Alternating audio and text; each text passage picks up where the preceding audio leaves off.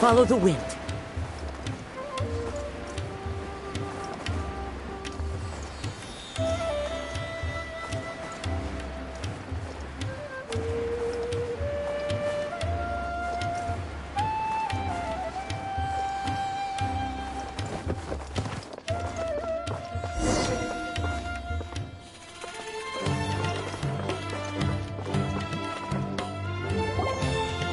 I thought I told him to spray it with water to retain moisture before applying the film.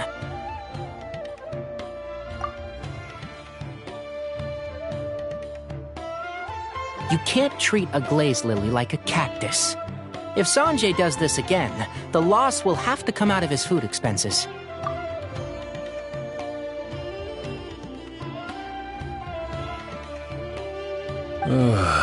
I'll go talk to him. At this rate, he won't even be able to afford eating cacti for much longer.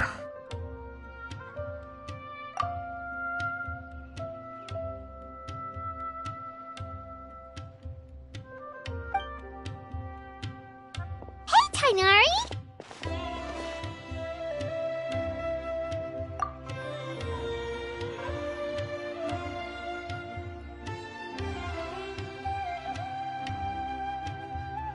Oh, it's you two. It's been a while. What brings you to Port Ormos?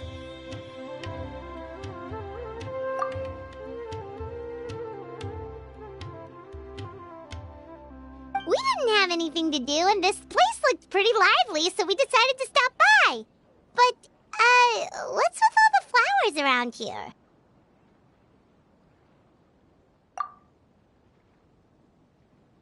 Well, Port Ormos is currently organizing a flower exhibition featuring flowers and plants from all over Teyvat, so I came to help out.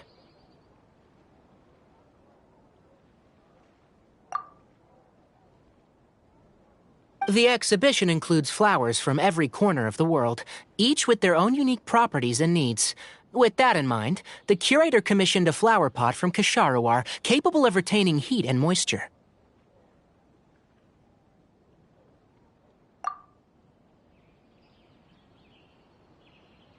Even so, an expert is still required to develop tailored transportation and care plans for each type of flower.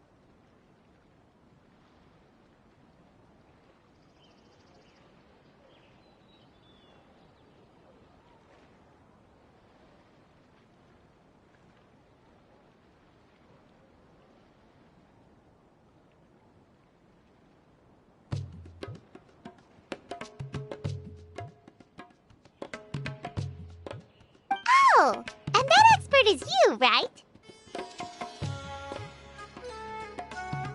Not this time, no. I'm just here to help out. The expert in charge is someone else.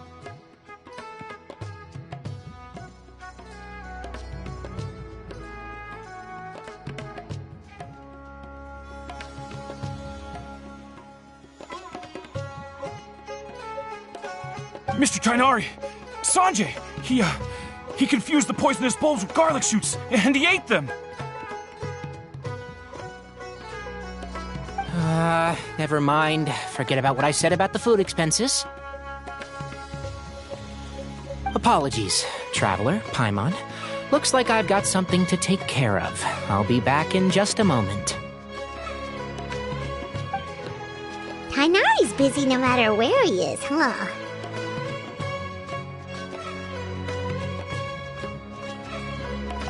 Yeah, seems like it. Hey, don't look at Paimon like that! Paimon is super careful about what she eats. Well, looks like Tainari might be busy for a while. Let's take a look around the port in the meantime.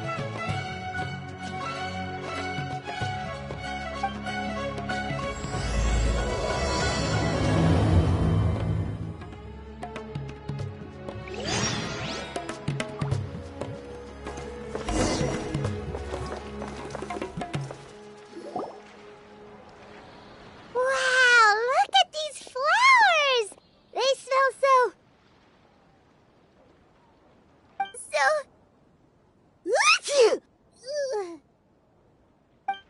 Huh?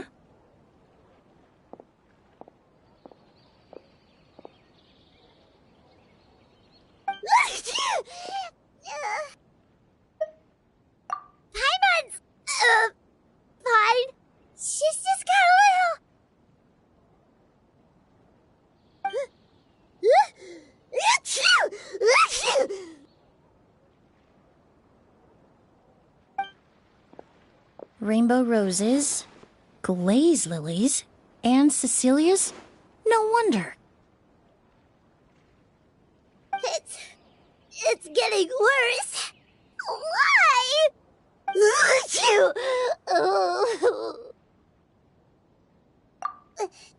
But, I was fine just a moment ago. She didn't even eat anything weird. A moment of your time, you two? If it's not too much trouble, perhaps you could try this incense.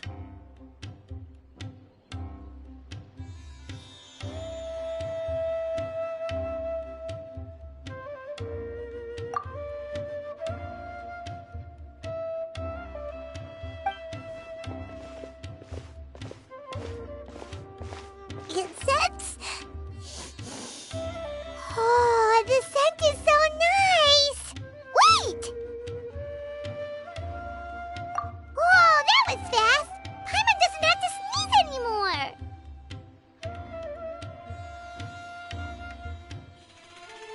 Think nothing of it. From your attire, I imagine you two aren't from Sumeru either.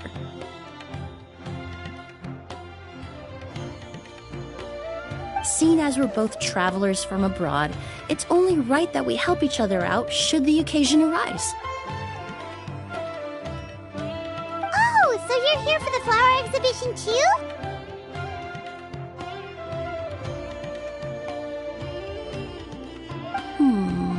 I suppose that's accurate.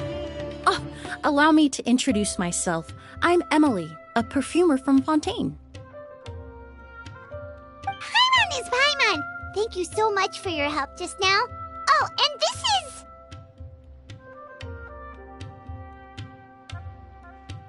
The Traveler, right? I've heard a lot about you from the Steambird. It's nice to finally put a face to the name.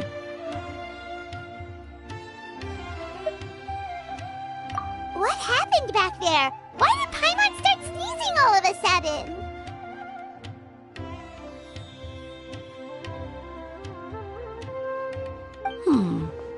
Have you ever heard of hay fever?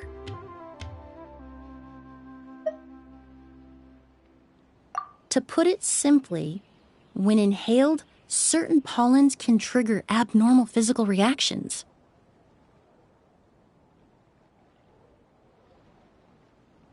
But Paimon has seen these kinds of flowers before and nothing weird happened then.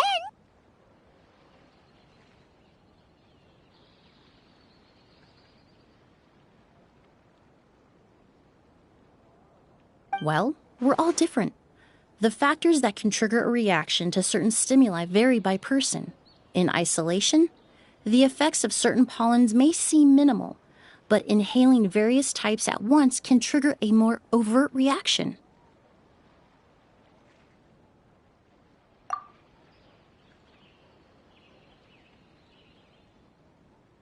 But there's no need to worry. Pollen allergies can be effectively mitigated with the use of medication.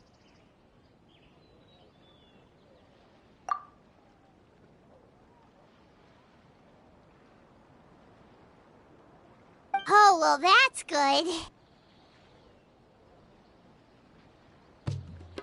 Traveler, Paimon, there you are. Is everything all right? I left in such a hurry, I forgot to warn you about all the pollen in the air. Emilie? Ah, what a coincidence. Looks like my worry was misplaced then. The Traveler and Paimon are in good hands. It was nothing, really. We happened to run into each other shortly after my arrival, and I offered them a bit of help, that's all. I'm more curious as to why you thought the Traveler and Paimon were in danger. Allergies are highly unpredictable. If you were concerned the pollen might trigger a reaction, that must mean something similar has happened in the... Remember the first time we met? You fainted after inhaling Spirit Borneal.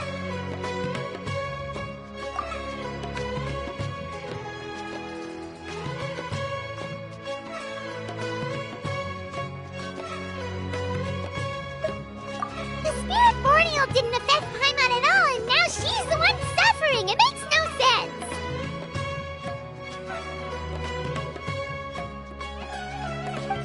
It's not really something you can make sense out of, Paimon. There are all kinds of allergies out there, caused by a variety of different factors.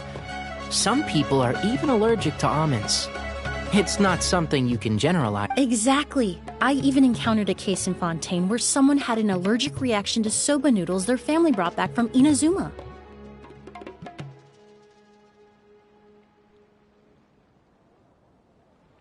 Whoa.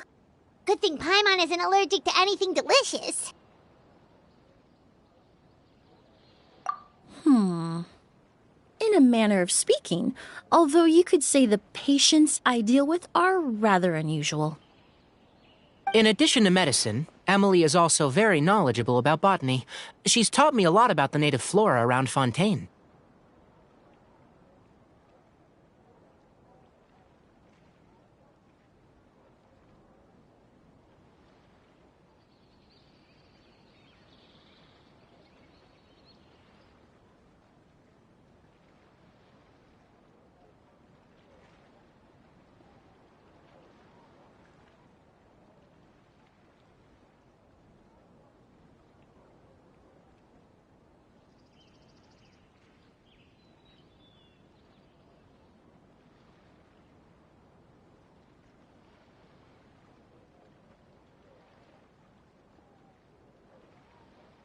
And that's where my expertise ends, I'm afraid.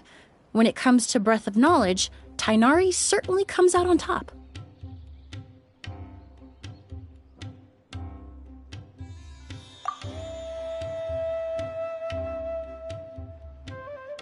A flower expert?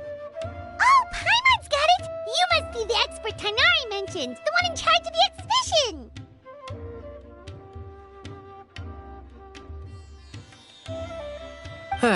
Wrong again, I'm afraid.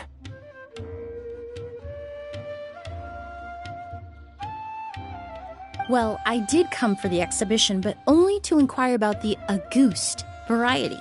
I'm not involved in any official capacity. Oh, Paimon was sure she got it right this time. It's a kind of flower that was once popular in Fontaine.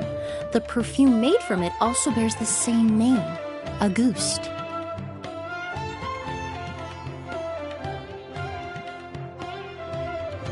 Auguste, huh? That's not a name you hear often nowadays. In an ancient language, the word is said to mean sacred or noble. It's sometimes used as a name for people as well.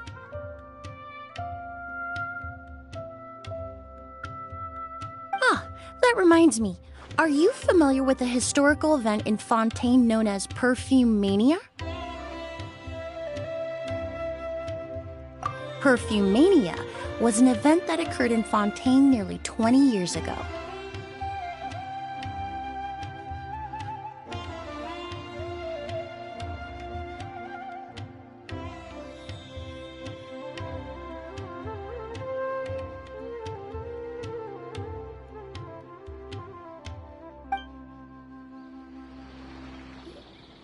It all started when several merchants released their own lines of high-end, expensive perfumes, marketing them as must-have luxury products, the very symbol of elegance itself.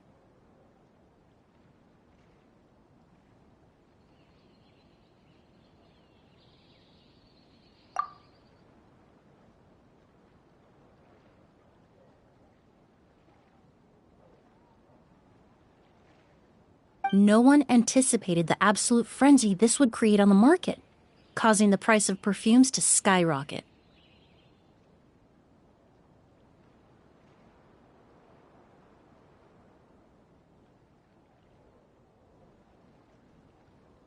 The demand was twofold. What some saw as a status symbol, most saw as a money-making opportunity. You could take advantage of the soaring price by hoarding them and reselling at even higher margins.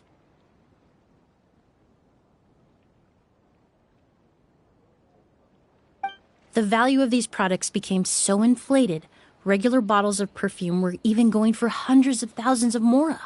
This resulted in countless disputes and scams.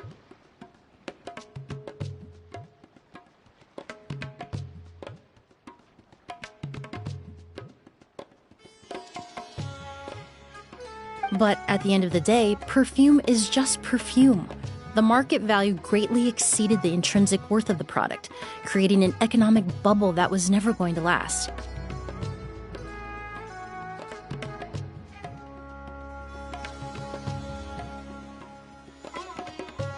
Luckily, the Palais Mermonia recognized the danger and intervened before the craze could truly spread. Many profiteers and scammers were thrown in jail as a result.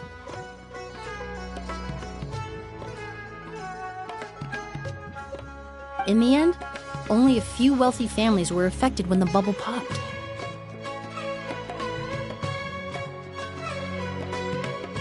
What does all this have to do with that Auguste you mentioned earlier?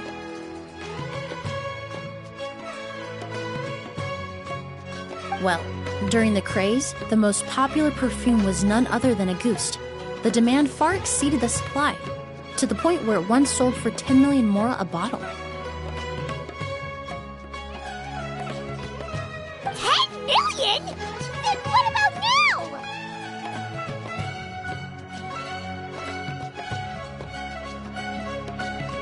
After the mania ended, most perfumes returned to a normal price. Auguste was the only exception.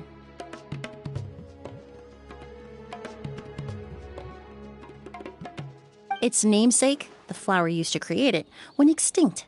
As a result, no new bottles of Auguste have been made, and the value of the perfume remains exceedingly high. Indeed, the Auguste flower was not a natural variety, you see. It was specially cultivated for use in perfume making. When the bubble popped, all the flower beds used for its cultivation were destroyed in a fire. The variety has never been seen since. But didn't you say you came to the exhibition to look for it?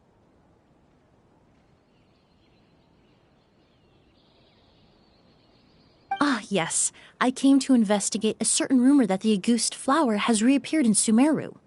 It's causing quite the stir in the Fontaine perfume market.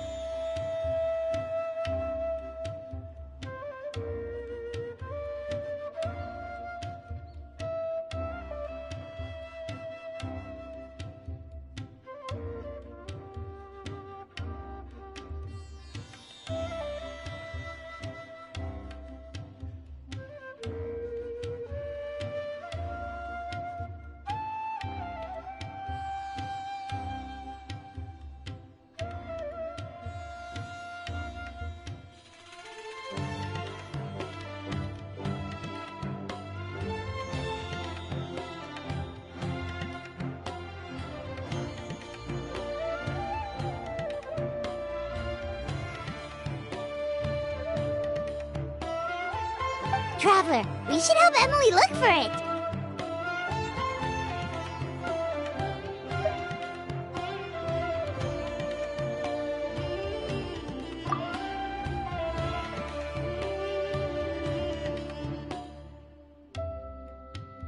I have to agree. Emilie wrote me to ask if I could look into the rumor, but the forest rangers haven't received any reports of new plant species recently.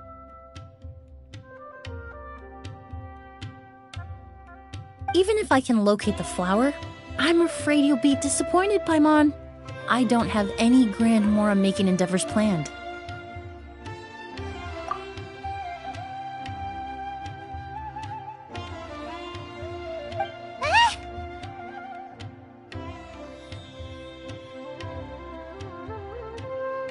Divine, noble, one of a kind, all beautiful sentiments to be sure, but to me, they overshadow the very essence of the product.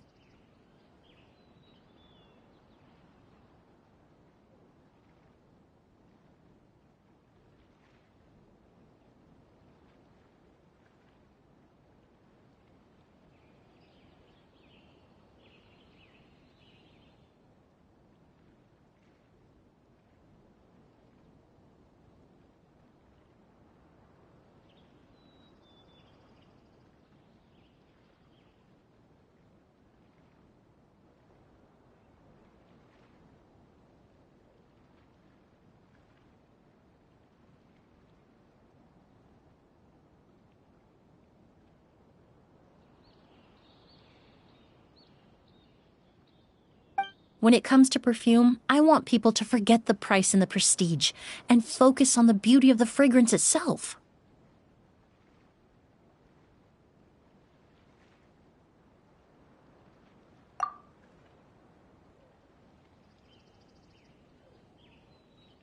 Wow, so noble.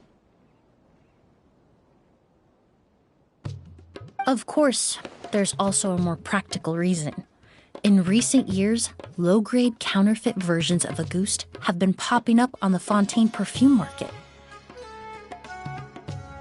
Every so often, someone will claim to have recreated the unique scent of Auguste, and the rumor mill will start comparing the counterfeits to my own work.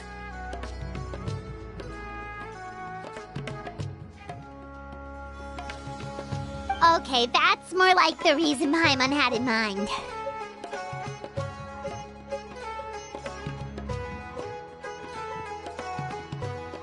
Ever since that rumor started, 3 new perfumes claiming to be made from the Auguste flower have appeared on the market. If I can dispel the fanaticism surrounding Auguste, even just by proving the rumor to be false, Fontaine's perfume market can finally start to get back to normal.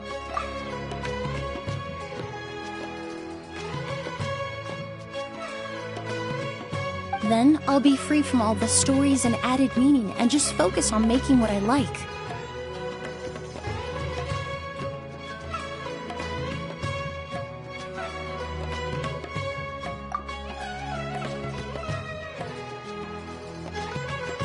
That makes sense.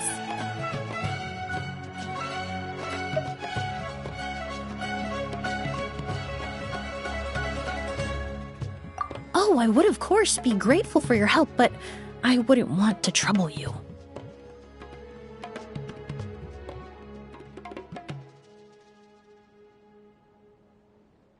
Well, you said it yourself. We're both travelers from abroad, so it's only right that we help each other out.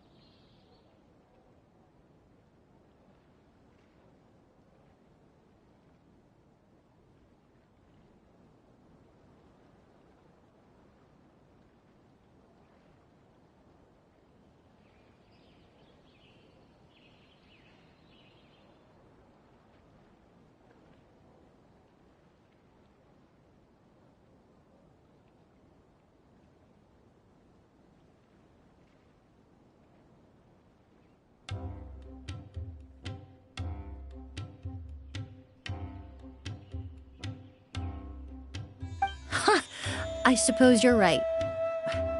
Then you have my thanks. Based on the information I have so far, it's unclear if the rumor is true.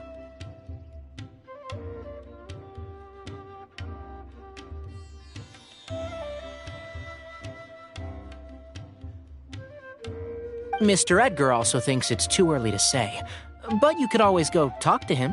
He was there all those years ago, after all. Maybe he'll know something. Huh, I was just about to pay him a visit at the hotel.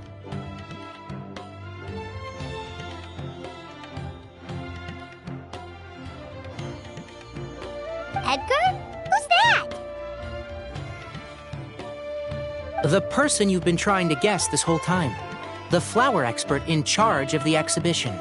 He's also the most respected and experienced perfumer. Back when he was still working in Fontaine, Auguste was his creation.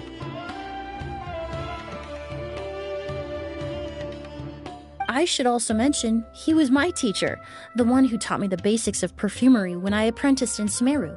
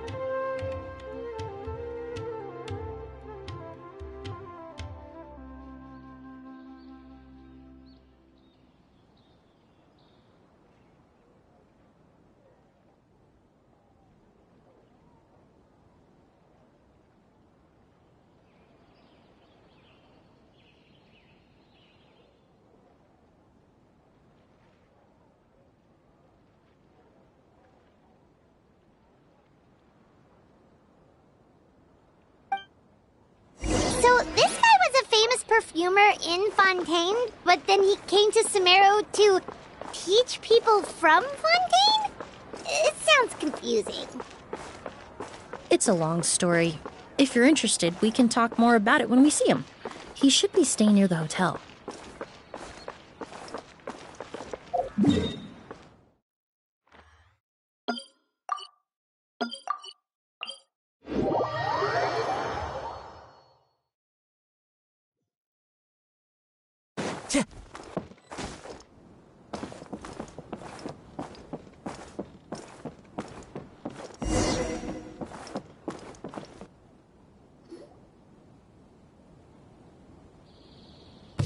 Oh, look at all the flowers!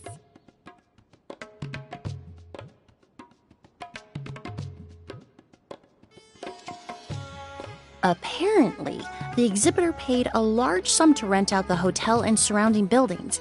They're being used as temporary storage facilities and lodging for exhibition personnel. Yeah, what if guests come early? They won't have anywhere to stay. Also, renting out this big of a hotel, how are they gonna make that Mora back?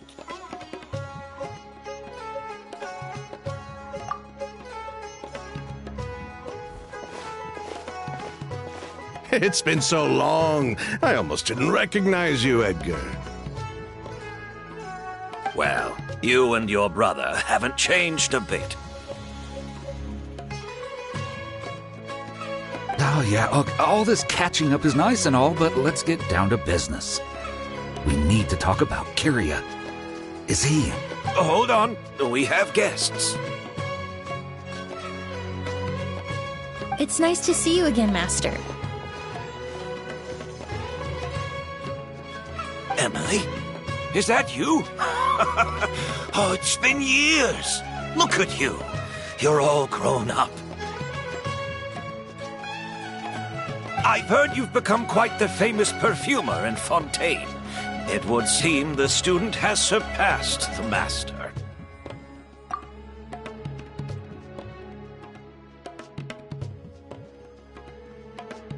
Oh, well, it's all thanks to your mentorship.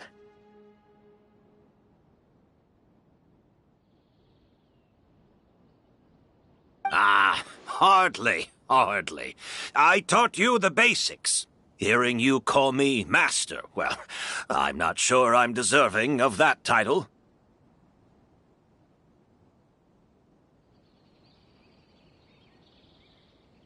I've taught many students here in Sumeru over the years, but I've yet to see one turn out quite as accomplished as you.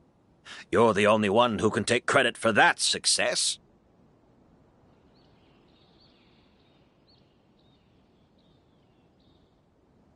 And who are these two? I don't recall you mentioning them in your letter. Ah, they're my new friends, the Traveler and Paimon.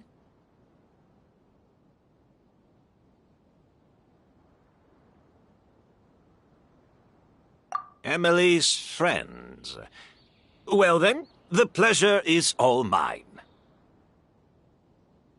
And these two gentlemen? Are they friends of yours, Master?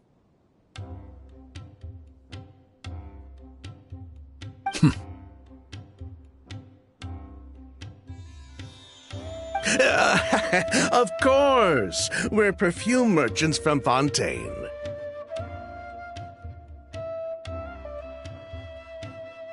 I'm Oud, and this here is my younger brother, Blaze. Edgar and the two of us are old friends. Isn't that right, gentlemen? Yes.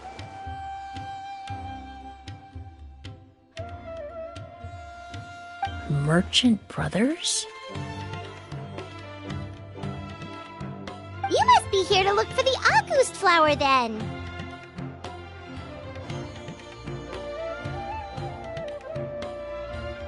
Huh? Well, what respectable perfume merchant hasn't heard of a Ghost? Anyone in the business would be interested in the rumors. I'm guessing you're here for the same reason, Emilie. We were just about to get into it, so you three might as well join in.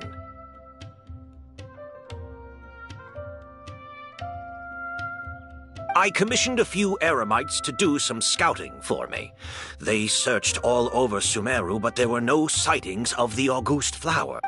That being said, there are people in Port Ormos who claim to have smelled a unique fragrance on the streets.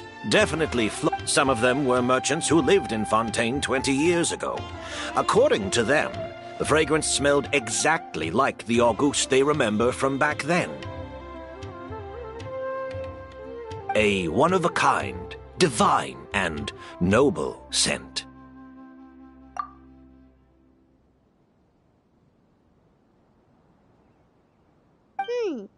Maybe someone around here just happens to have a bottle of August from back then. No, I don't think so. I doubt that's the case. Even if someone had a bottle that was never opened, the fragrance of the perfume would have changed over time. Very few perfumes can go decades without a change in scent.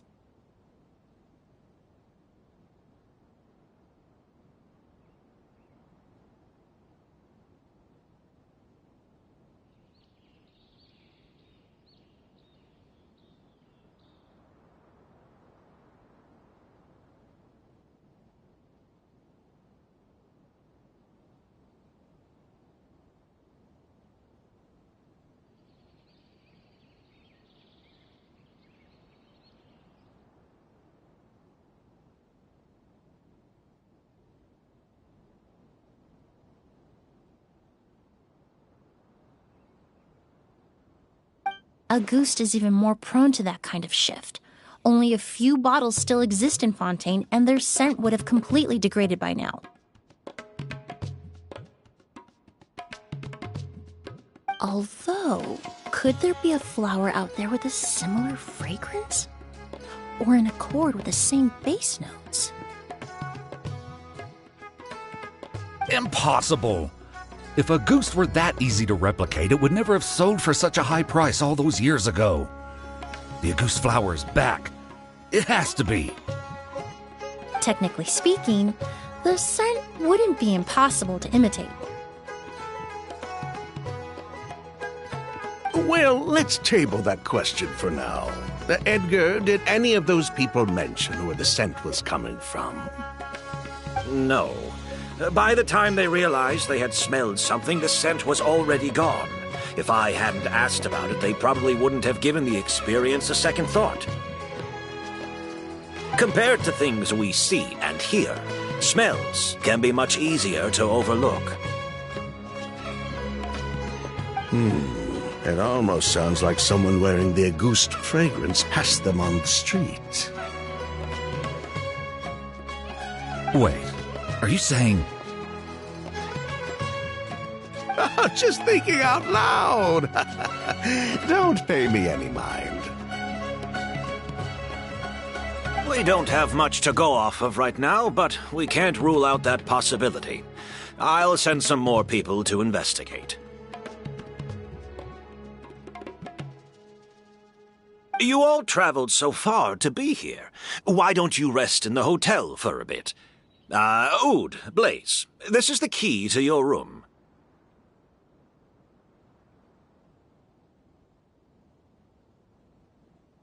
Ooh, you've got the keys to the rooms? Do we get free lodging too?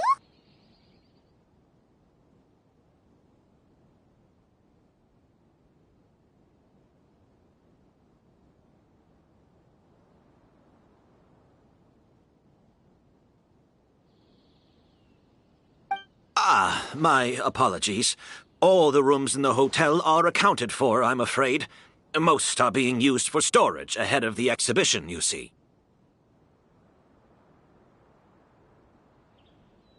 I managed to tidy up one of the rooms for these two at the last minute, but by the time Emilie wrote to me, there was no more space left for her to stay.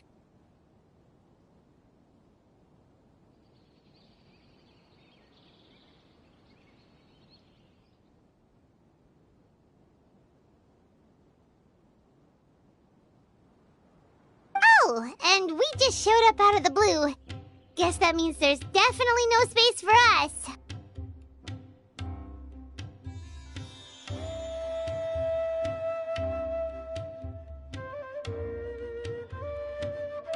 I should have been more considerate. Here I am with an entire hotel at my disposal and no place to offer you to stay, even after you made the trip all the way to Sumeru.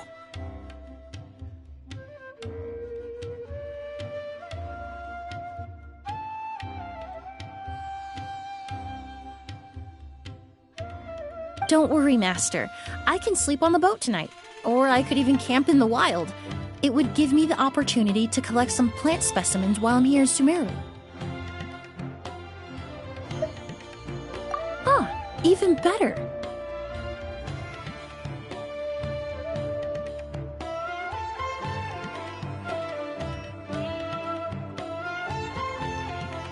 Although, would it be possible for me to leave some of my luggage here?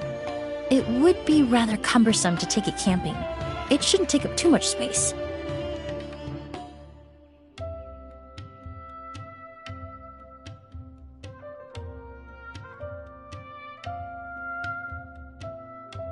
Well, about that.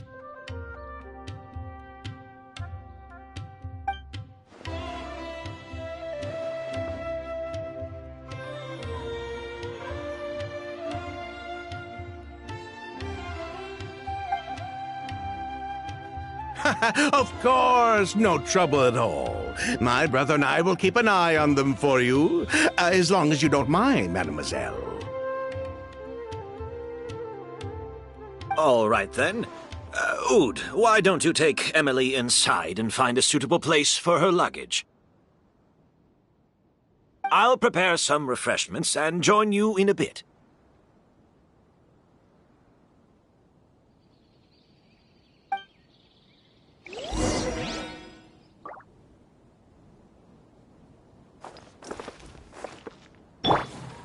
Everyone hold it. Now is not a good time for guests. I'm sorry I couldn't offer you a room. It's all right, Master. I know it was sudden. I'll be sure to make it up to you with a nice cup of tea.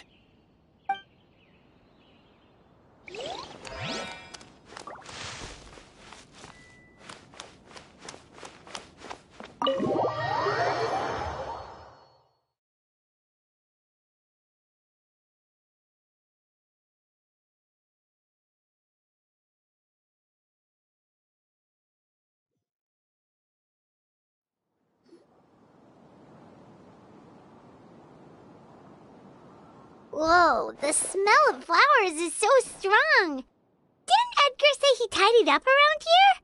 There's still so many flowers. Paimon took a peek through the window earlier and his house was packed with flowers. Looks like this exhibition is gonna be huge. No, that's a florist thing.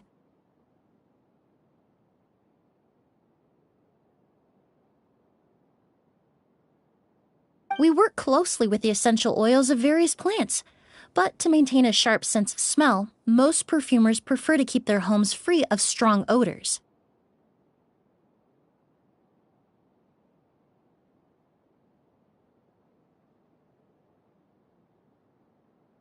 Oh, guess there's just too much to store for the exhibition then.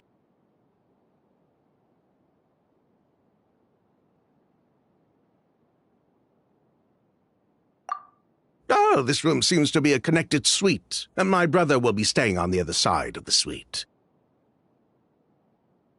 Blaze, while you're out, why don't you bring our luggage over as well?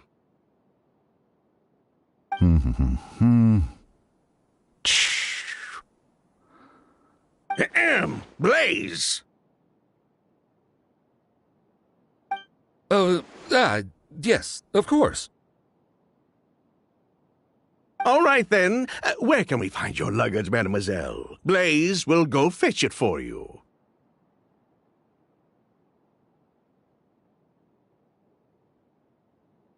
It's still at the port. In addition to some daily necessities, there's also a case of amber wine that I brought back from Fontaine.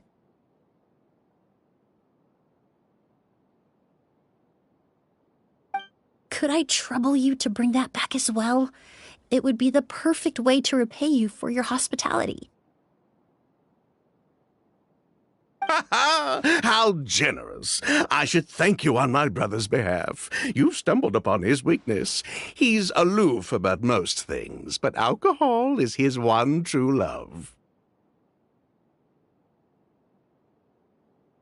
Is that so?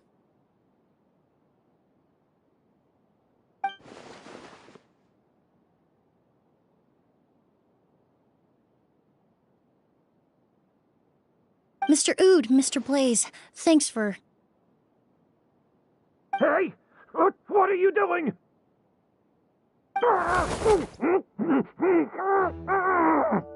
That's Master's voice.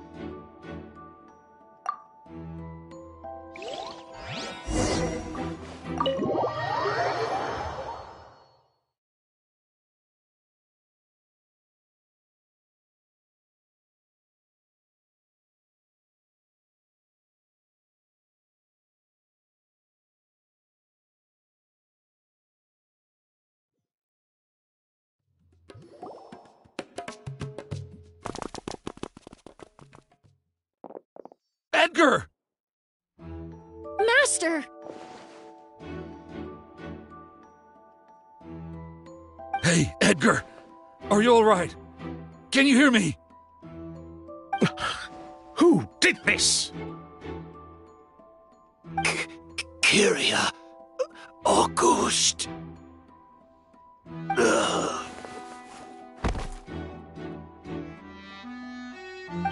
Kyria. Hey, Edgar? Edgar!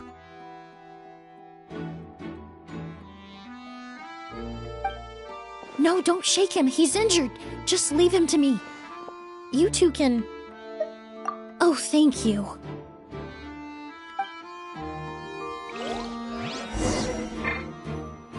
Hey! I hope we're not too late. That strange smell around here. Is it coming from this bottle?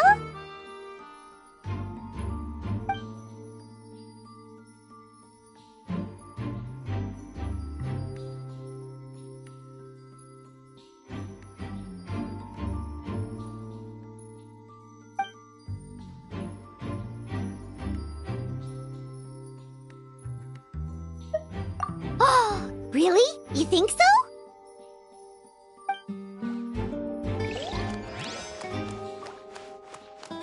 I see everything. Sure enough, this is where Kyria was hiding. Edgar, that idiot. How did he let Kyria get to him so easily? I checked. It doesn't look like anyone passed through here. Oh, but that's impossible. It's not like that kid can just grow some wings and fly away. Oh, the culprit, I mean. It's not like the culprit could have just disappeared into thin air.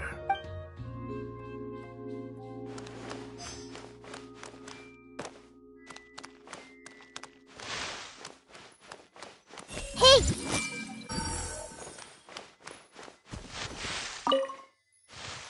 Do you think whoever did this was hiding in the flowers before they attacked Edgar?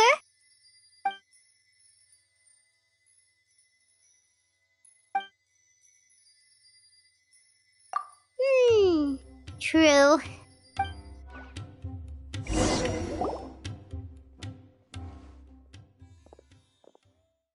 Well, we looked all over, but the only clue we found was that bottle.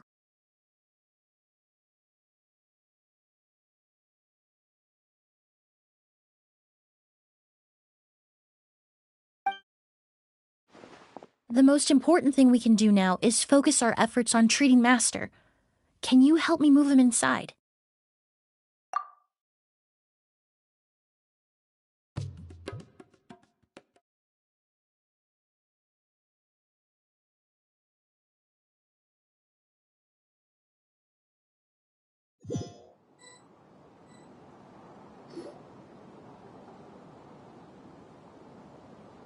So, how's he doing?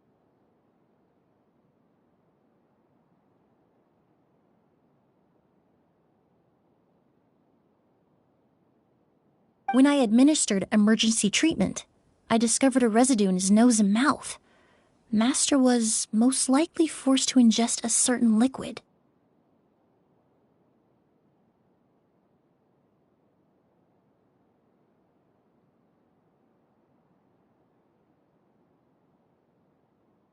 He's still unconscious, and inducing vomiting could obstruct his airways.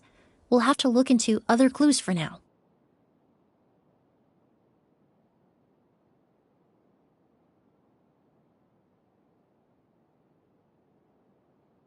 Ah, yes.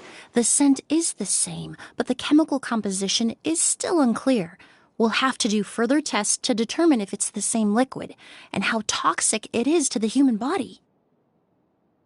But first, I do believe there are 2 people who could shed some light on the situation.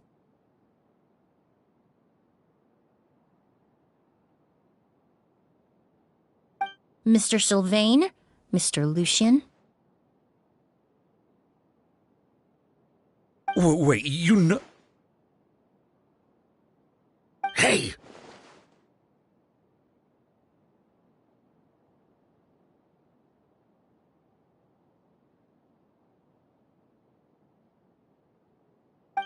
Were you talking to us, mademoiselle? I'm afraid we'd never heard of those names before.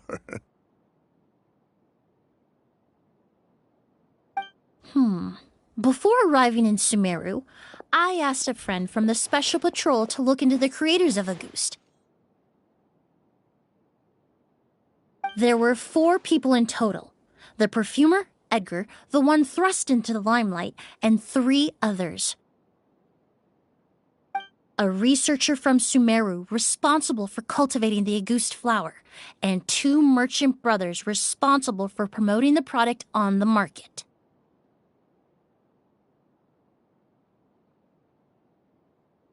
The 2 brothers capitalized on the mythos surrounding Auguste. Their actions lured in numerous speculators and profiteers, inflating the price of Auguste even further. In the end, they were sent to the Fortress of Meripede for falsifying their accounts and destabilizing the market. If you do the math, they should be out of prison by now. And what does that have to do with us? There are countless merchant families in Fontaine. You gonna accuse them of being criminals too?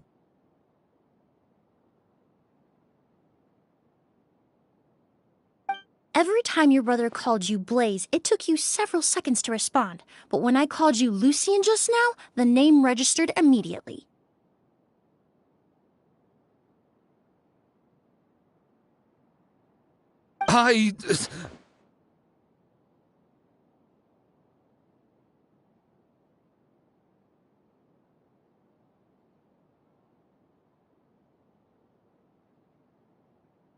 Ah, Miss Emilie, out of respect for your position as a famous perfumer in Fontaine, I'm inclined to believe that was simply a poor attempt at humor.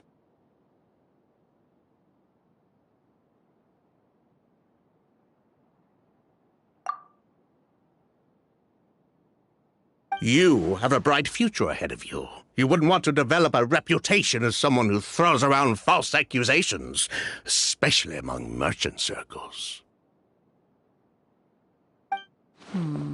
You claim to be regular perfume merchants, and yet, when I brought up amber wine, you took it to be alcohol.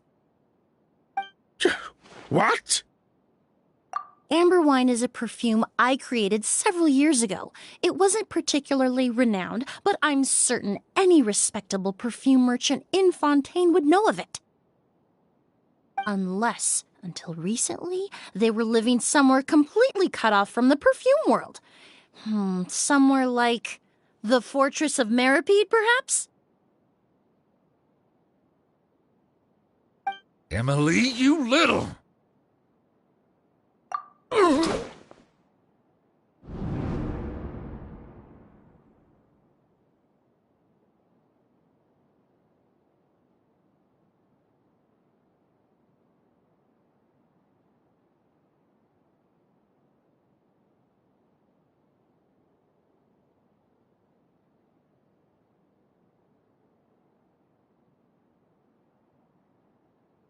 Don't misunderstand, Mr. Sylvain. I don't bring this up to criticize you. No matter what happened all those years ago, the court has already passed its judgment.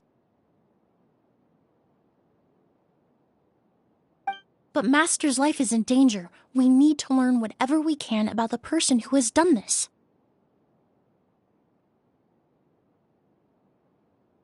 If Master's attack had something to do with Auguste, I would imagine the two of you might also be in danger.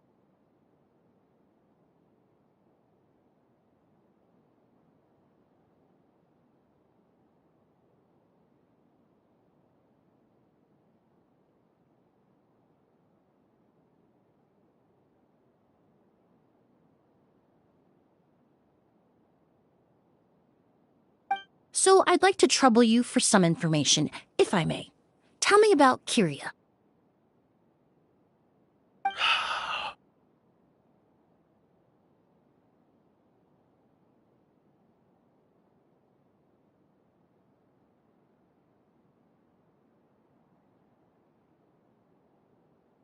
Fine, as you wish.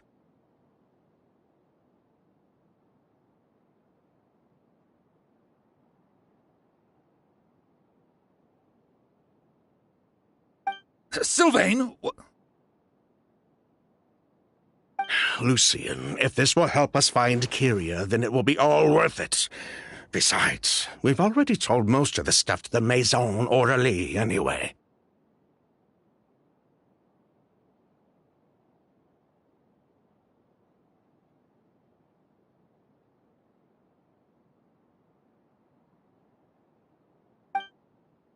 You were right, Miss Emilie. There were 4 of us at the beginning.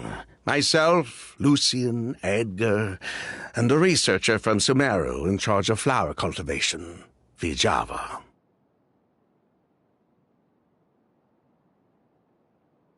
Sometime down the road, the Marechaussee Phantom came knocking, saddled us with a list of accusations, and started looking into our books. Oh, they did their meddling, and my brother Edgar and I were forced to serve time in the fortress as a result. Sounds like he's still upset about that. Wait, then how did Edgar end up in Sumeru?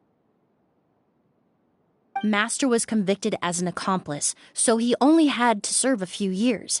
He decided to move to Sumeru so that he could put those events behind him.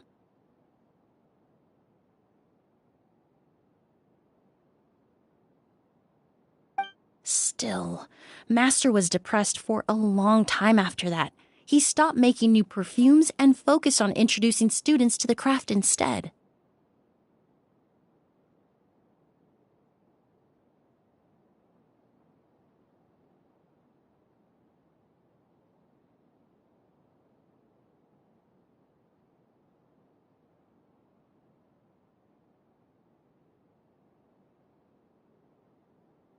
That's how I met him. My parents had to relocate to Sumeru for work when I was a child, so I had the chance to study under him for a little while. But we can talk about that some other time. I want to hear more about this researcher, Vijava. Like us, Vijava was also staring down an investigation from the Marechaussee Phantom. But before the Phantom showed up at her door, she set all the flower beds on fire, along with much of the mora we managed to earn. All the Auguste flowers, everything we worked to create, was reduced to nothing but a pile of ash.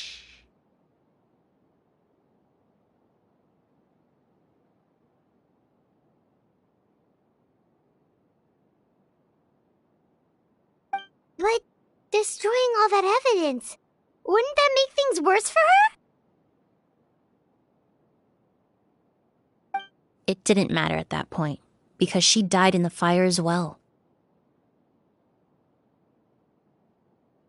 What? Sounds like you did an investigation of your own. Why even ask us if you knew all of this already? The name wasn't mentioned in any of the files I reviewed either, but you two seem quite familiar with him.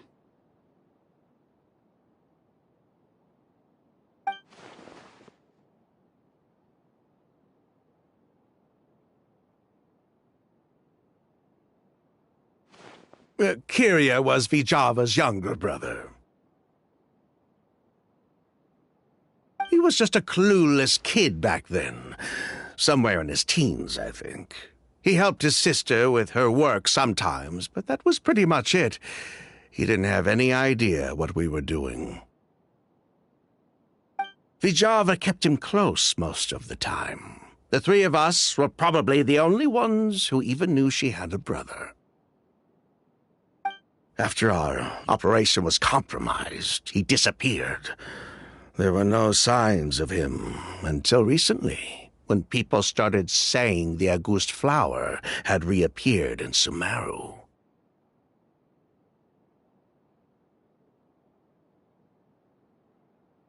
So, you think Kyria took something with him back then? Something that allowed him to reproduce the Auguste flower? Vijava doted on the kid like you wouldn't believe. She even told us to give her cut to her brother if anything happened to her. If she left something behind before she died, believe me, Kyria's the one that has it. And judging by the liquid in that bottle, the Auguste flower wasn't the only thing he reproduced. He managed to replicate the perfume itself. So the liquid Edgar was forced to ingest really was Auguste. Wait, does that mean Auguste is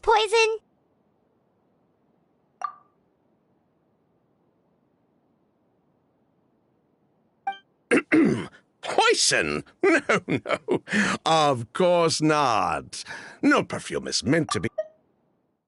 Even small amounts can be dangerous, let alone ingesting a whole bottle at once. If Auguste could be considered a poison, we wouldn't have even sold half a bottle back then. Edgar fell unconscious because Kyria forced him to drink perfume. It just happened to be Auguste.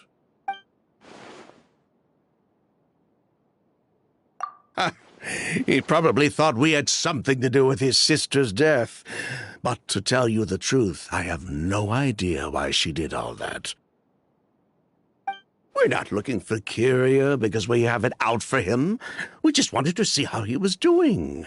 And, if possible, work together to bring back Auguste. We only went to prison for a bit of fraud and market manipulation. It had nothing to do with the product itself.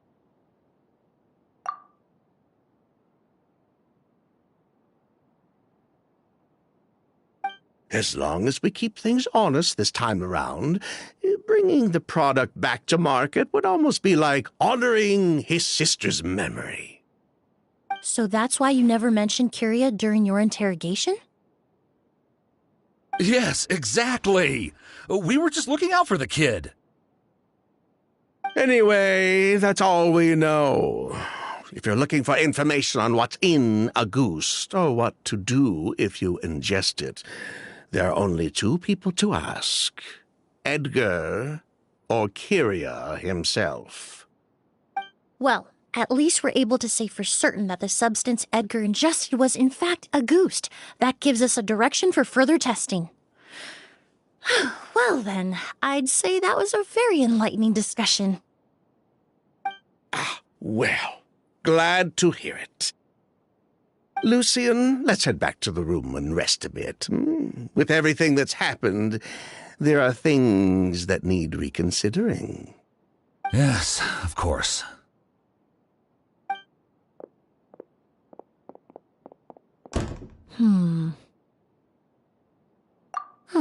You think so too? That does seem to be the case. Pity we don't have more evidence.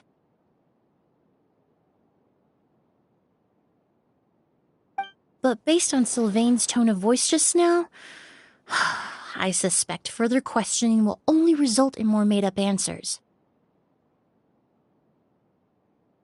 The way you exposed them like that, just based on a hunch, that was genius!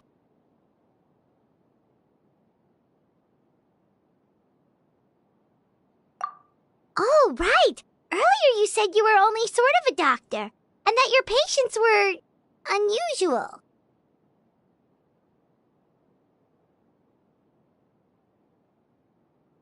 Oh, yes. That's because most of the patients I encounter are already dead. So you're a forensic doctor?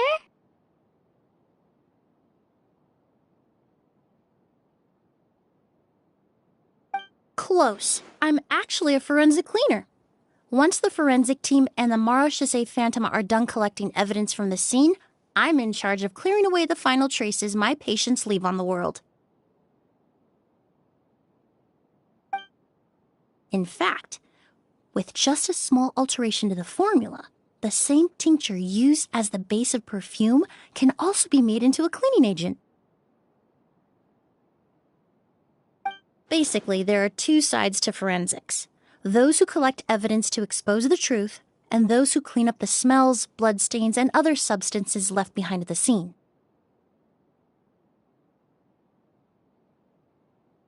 I've learned a lot in my line of work, and I've witnessed a lot of death. But this time, we may still save the patient.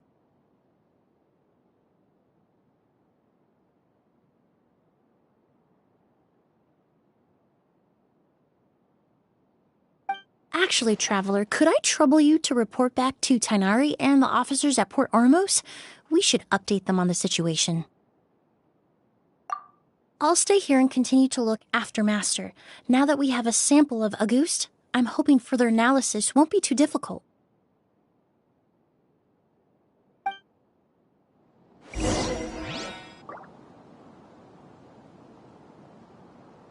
I see everything. I hope we're not too late.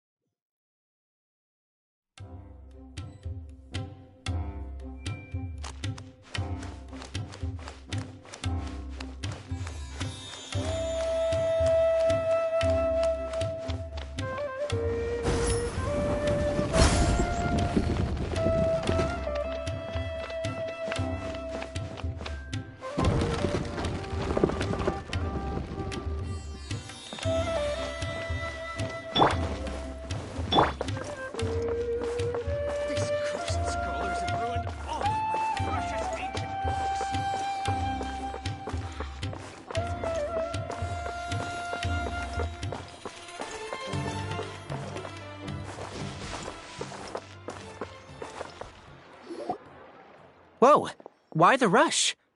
Did something happen?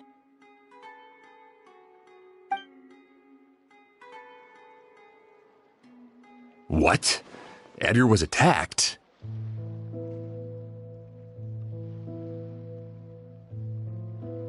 He's the most famous perfumer in the region. Someone who's helped countless people around Port Ormos. How could this happen?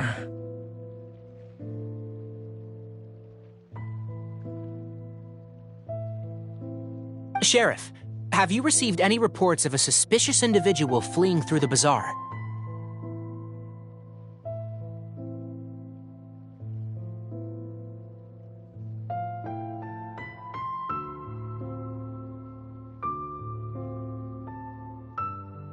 No, but we've got eyes all over the area. I'm sure someone's seen Kyria.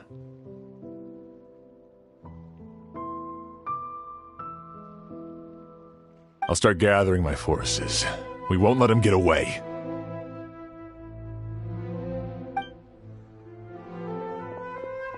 What about you, Tighnari? Do you have a plan? I'm sure the sheriff can handle things over at the scene, and I doubt Emilie needs my help looking after Mr. Edgar.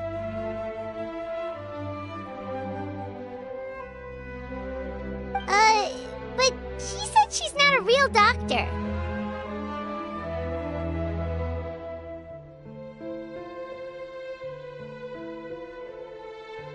Then she was far too modest. She may not be a doctor by trade, but she has a deeper understanding of human anatomy and pharmacology than most scholars from the Amurta Darshan. Not to mention the fact that Mr. Edgar's condition is related to perfume. Emilie is certainly in the best position to help him. As for me, I'll head to the academia and see what I can learn about Vijava and Kirya. Oh, that's right! Vijava was supposed to be a scholar from Sumeru. Do you recognize the name? From Emilie's letter, certainly, but that was the first time I'd heard of it. The academia produces a lot of scholars, and there are plenty of graduates who choose to pursue a career outside their darshan. I didn't have time to look into it earlier, but now it seems like Vijava's past could be critical to getting to the bottom of what happened to Mr. Edgar. I have friends in Sumeru City that can help me investigate. With any luck, we'll have news to share by tomorrow. I'll leave you and Emilie to watch over things here in Port Ormos.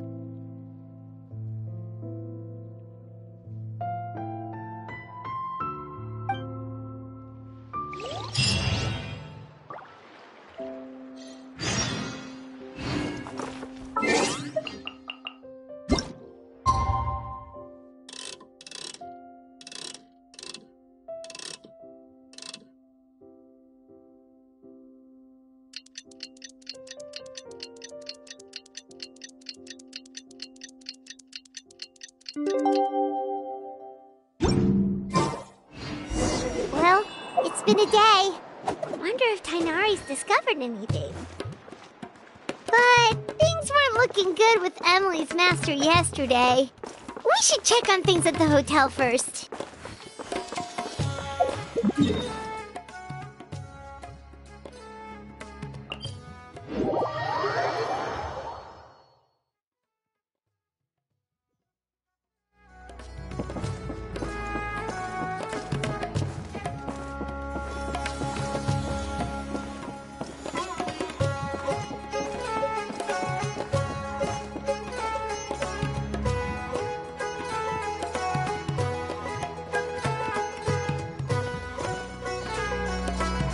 Emilie!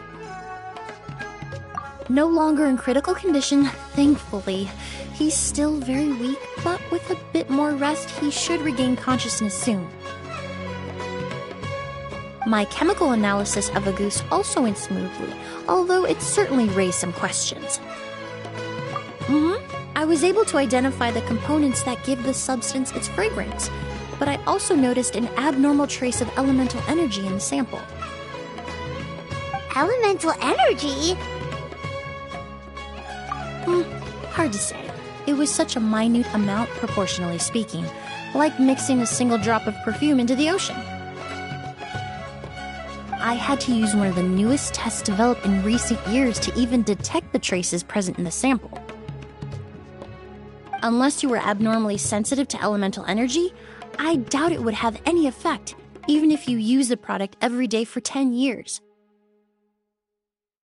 As for whether Master's condition was caused by the elemental energy present in the sample or some other component of the perfume, it's still too early to say. Oh, that reminds Paimon. Did Tainari come and find you? Maybe we could ask him to take a look. I received a message from him last night, but I haven't heard anything since. The message said he was looking into some information at the academia.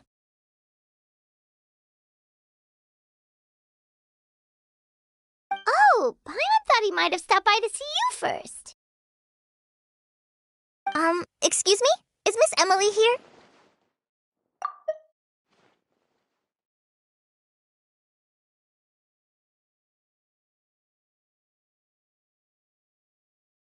Oh, perfect! Familiar faces! Traveler, Paimon, you're here too!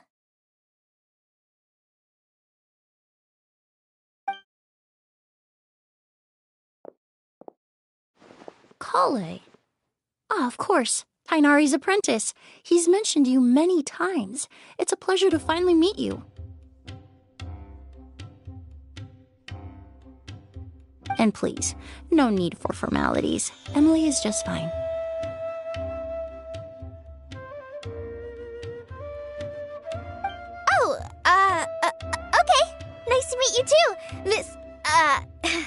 Emily?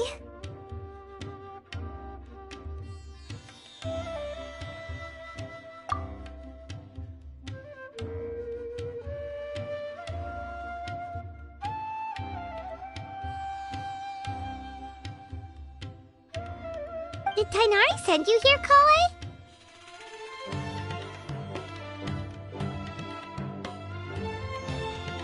Yep. Master and the others went through decades worth of records last night, and still haven't had a chance to rest. I'm fast on my feet, so it only made sense for me to come and give you an update.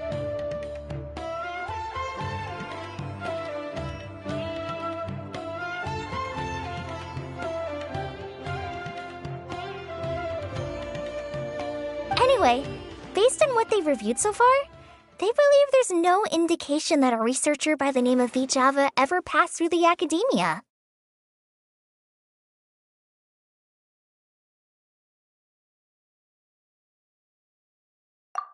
Master considered that possibility as well, but the name wasn't the only dead end. Master tried to track down people with a similar research direction or background, but also couldn't find a match.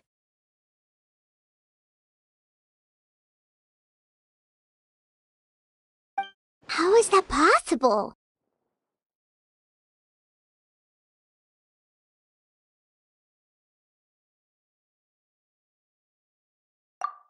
It's starting to seem very likely. If we want to figure out her true identity, I'm afraid another conversation with those two merchants might be our only...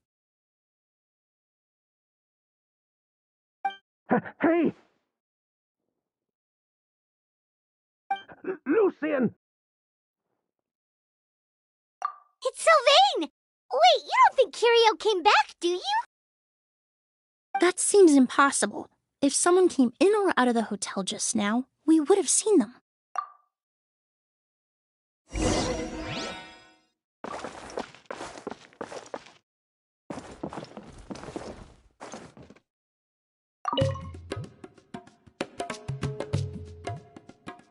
It's locked?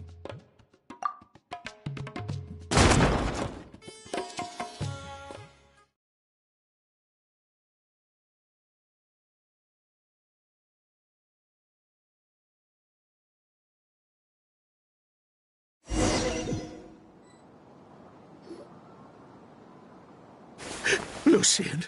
Lucian! Come on! Wake up!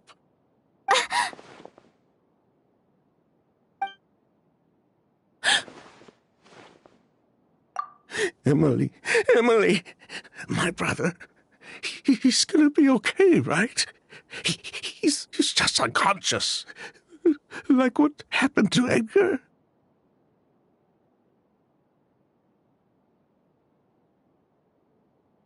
I'm sorry, Mr. Sylvain, but we were too late this time.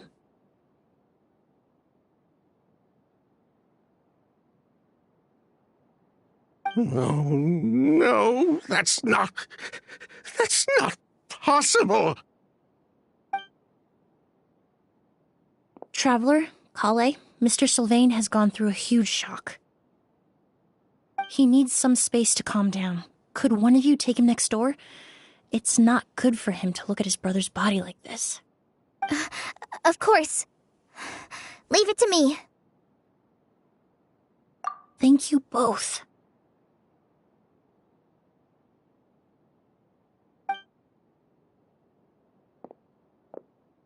Mr. Sylvain, let's get you up. Here, take my hand. Nice and slow.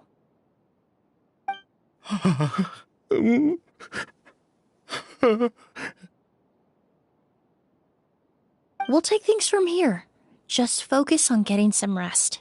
Here, this way.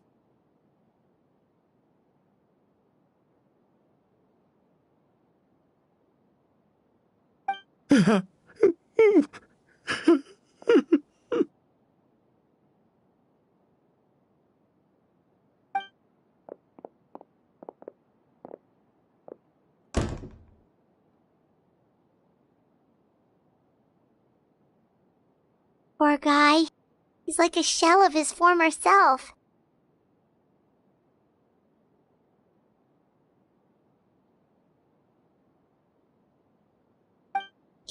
have made some bad decisions in life, but right now, Paimon can't help but feel sorry for him.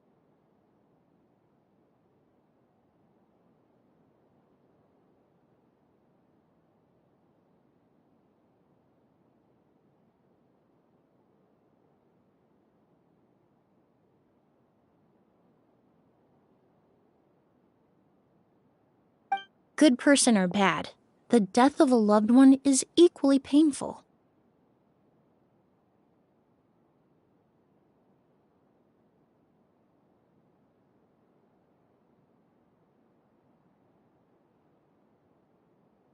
All the moments he shared with his brother, every hardship and triumph they endured together, are now memories he has to carry alone. If Kiryu really was behind this, then what exactly did he do to Lucien? Lucien can no longer speak, but the traces left behind by his death most certainly can.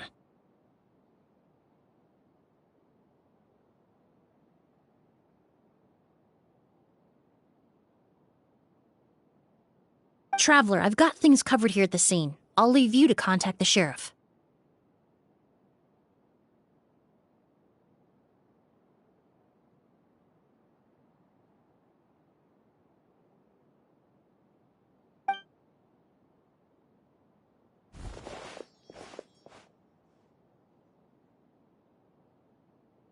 Who would have thought? Yesterday's case is still up in the air, and now this happens.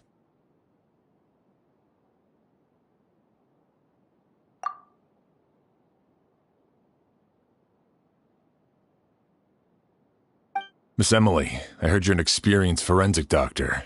Have you been able to discover anything?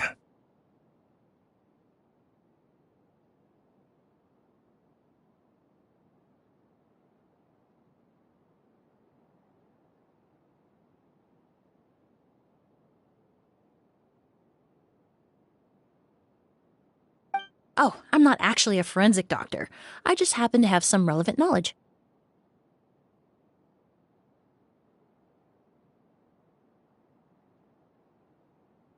I did take a look, though. Judging by the temperature and rigidity of the body, it appears the time of death was sometime last night. I'd have to do a more thorough investigation to find out more.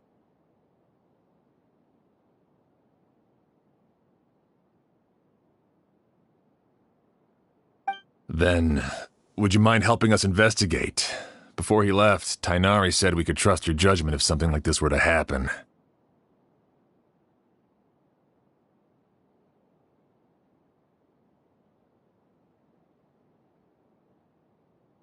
Of course, I appreciate your trust. Many of the traces left behind at the scene will fade with time, so the sooner we investigate, the better.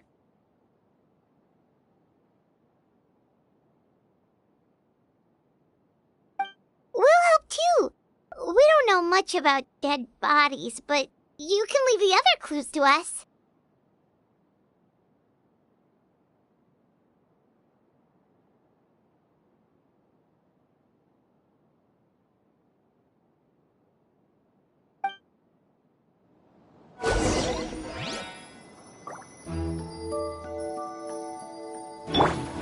Everyone hold it. It's just one problem after another. Hey! Did he pass away while he was unconscious?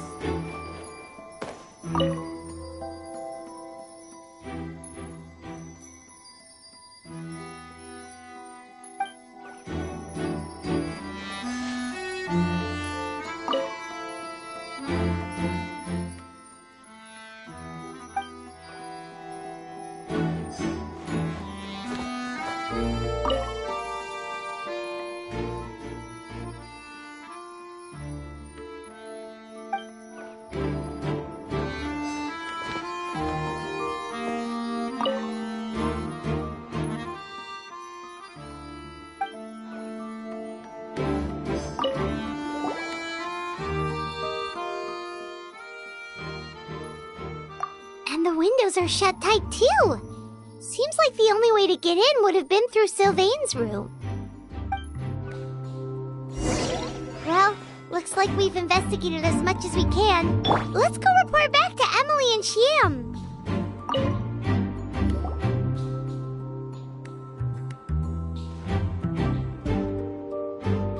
So, did you find anything?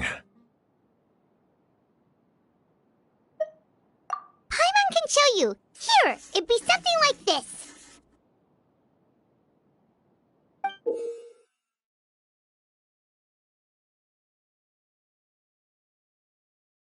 But entering through the room next door without alerting Sylvain... Wait, you don't think Sylvain could have been the one who... No, his reaction to the loss of his brother seemed genuine, and he doesn't have a motive.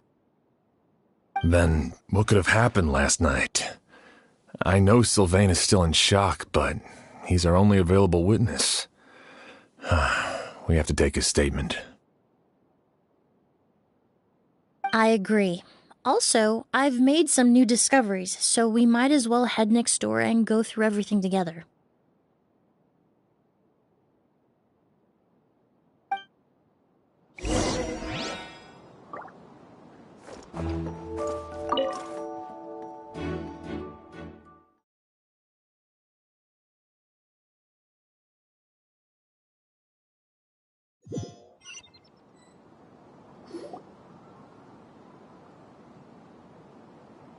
Mr. Sylvain, I need you to tell me everything you and your brother did since yesterday afternoon.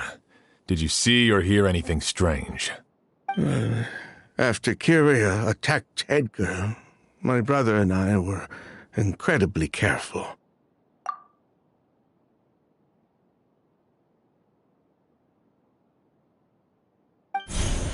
We returned to our rooms and decided to lock all the doors leading to the hallway.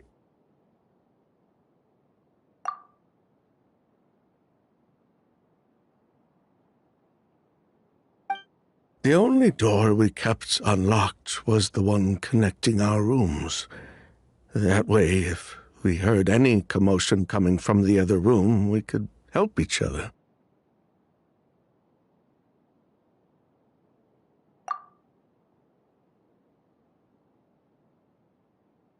But I didn't hear any sort of commotion last night. Not a single noise. I woke up this morning, opened the door, and Lucian was...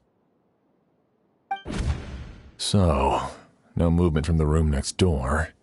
No forced entry via Sylvain's room.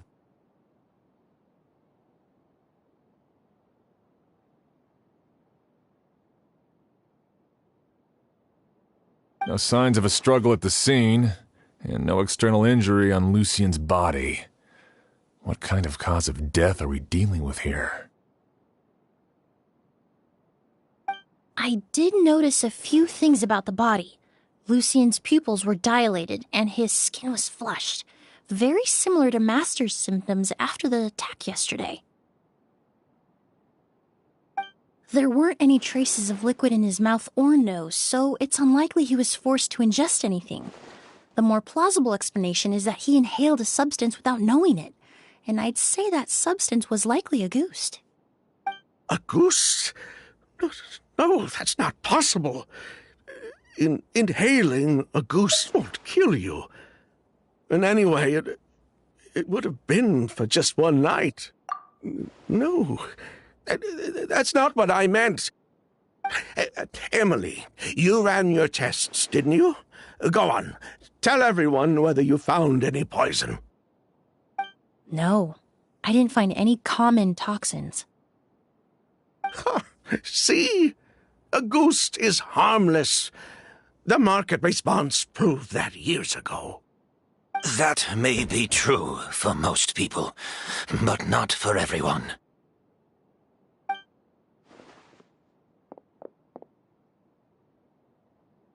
Master! Edgar? You're up and about already? Thanks to Emilie, I'm out of the woods for now. Sylvain, no matter how hard you may try to hide it, The truth will always come to light. Edgar! Even if we could keep it a secret for another 10 or 20 years, do you think Kyria would just let us be? No, he would never give up. Not if he's doing all of this for Yelena.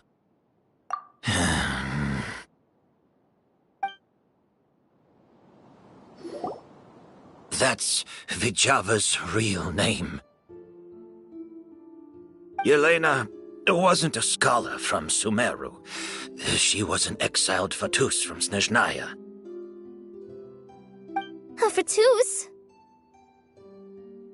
The Fatui.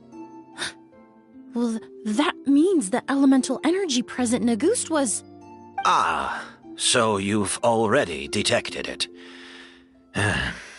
Well, Sylvain, looks like there's truly no reason to hide things now. Oh. The Auguste flower was created with the mutative and distorting power of a delusion.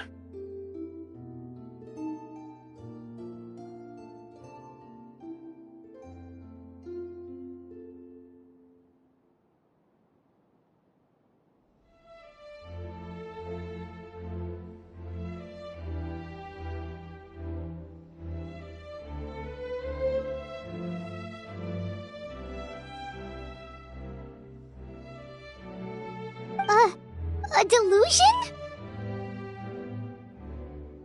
The Fatui, delusions... I never would have thought Auguste was hiding this many secrets.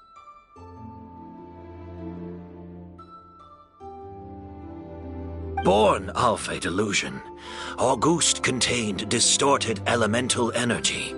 A prolonged exposure over many years could have a harmful effect on the body.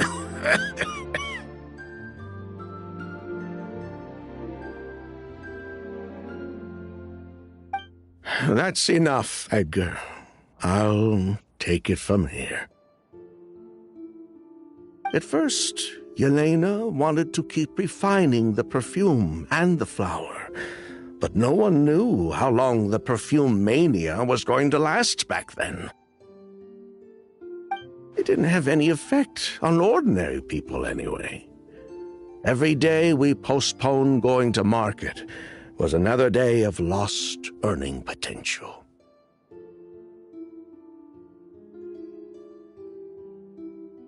So you decided poisoning people was worth the risk? Listen, it's not like it was good for business. But all that talk about Auguste being harmful over time, Yelena was just speculating. The impact was practically negligible.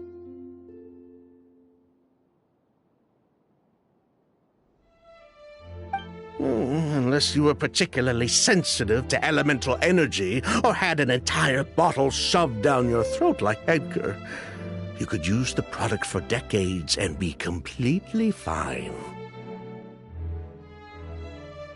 It may be true there are no records of Auguste poisoning in Fontaine. But even if no one was acutely poisoned, willfully bringing a product to market despite explicit knowledge of its harmful effects is still a serious crime.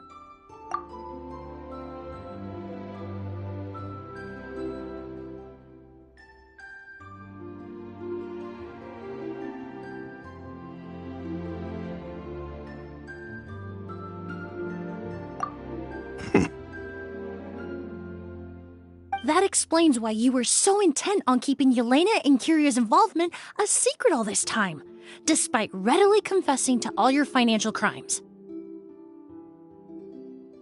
The Fatui, delusions, Auguste. If the Marechaussee Phantom discovered the connection between the three, there would have been enough evidence to send you to the Fortress of Meripede for life. Ha! If I'd known coming to Sumeru would put a target on my back, I would have been more than happy to stay there. At least that way, Lucien would still be alive. All these years without any sign of Kyria, and he pops up out of nowhere the minute my brother and I get out of prison? It couldn't be any clearer who the kid's after. A ghost was harmless before. The fact that it's killing people all of a sudden must be his doing as well.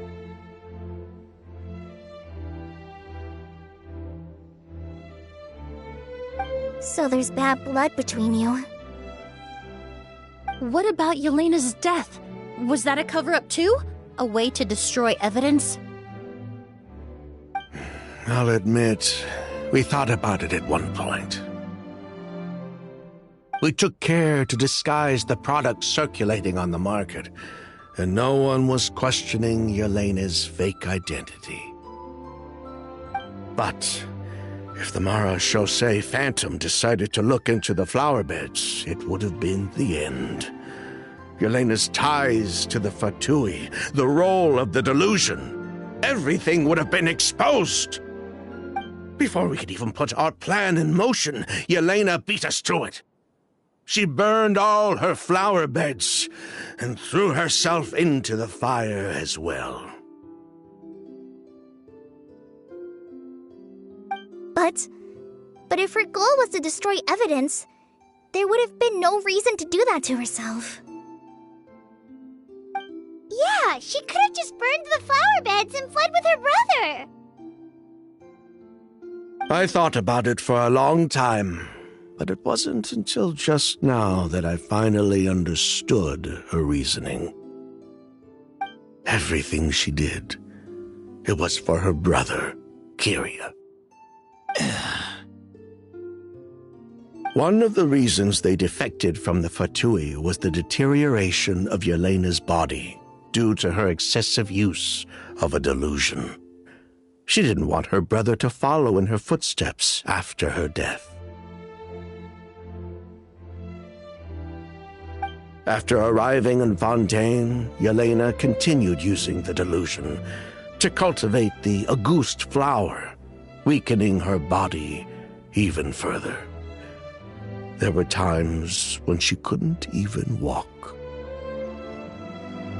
So she couldn't flee with her brother because she was afraid of holding him back.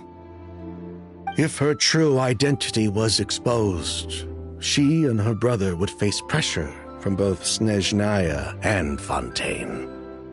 The Auguste flower and Yelena's own corroded body both bore the mark of a delusion. There would have been no way to avoid suspicion.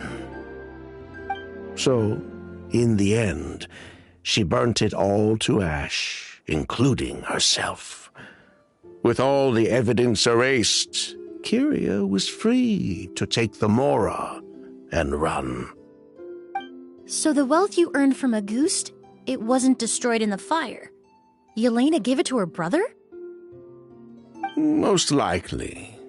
Before Yelena died, she said if anything happened to her, she was going to leave everything to her brother. We just didn't realize she meant our cut as well. That's why Lucien and I were searching for Kyria, to take back our Mora and the Auguste flower. We just didn't realize Kyria was baiting us the whole time. It was all a trap. But why is Kyria out for revenge anyway? Doesn't he know about Yelena's decision to sacrifice herself? I don't think he knew his sister was nearing death. Yelena always wore heavy makeup around him to conceal her deteriorating appearance. She kept herself busy with work to keep out of sight. That way her brother wouldn't notice how she could barely walk. Then all we'll need to do is tell Kyria what really happened, and then he'll give up on his revenge. I'm not so sure. Even if he knew the truth, he'd still find someone to blame. He might think Yelena was forced into using a delusion to cultivate a Auguste, or something like that. It's hard to pull yourself out of that kind of hatred, especially when you've been living in that headspace for so many years. Very true. Even if Yelena's death was her own choice, I wouldn't call myself innocent either. Edgar, what are you talking about? Think about it, Sylvain. If we hadn't been in such a hurry to capitalize on the perfume mania all those years ago, do you think Yelena would have elected to take those risks? If we hadn't been so blinded by greed, so insistent on increasing the scale of the flower cultivation, do you think Yelena's health would have deteriorated as fast as it did? If we hadn't invited the Marechaussee Phantom to our doorstep by breaking the law at every turn, Yelena could have survived. She knew her limits. She knew her days were numbered. Maybe it was for her brother, but she was in it for the Mora just as much as us. We were just trying to earn a bit of Mora. And what, we deserve to die for that? Target me for being the mastermind, sure. But what about Lucien? He was just following my orders. Lucien's crime, was it really so extreme that he had to pay for it with his life?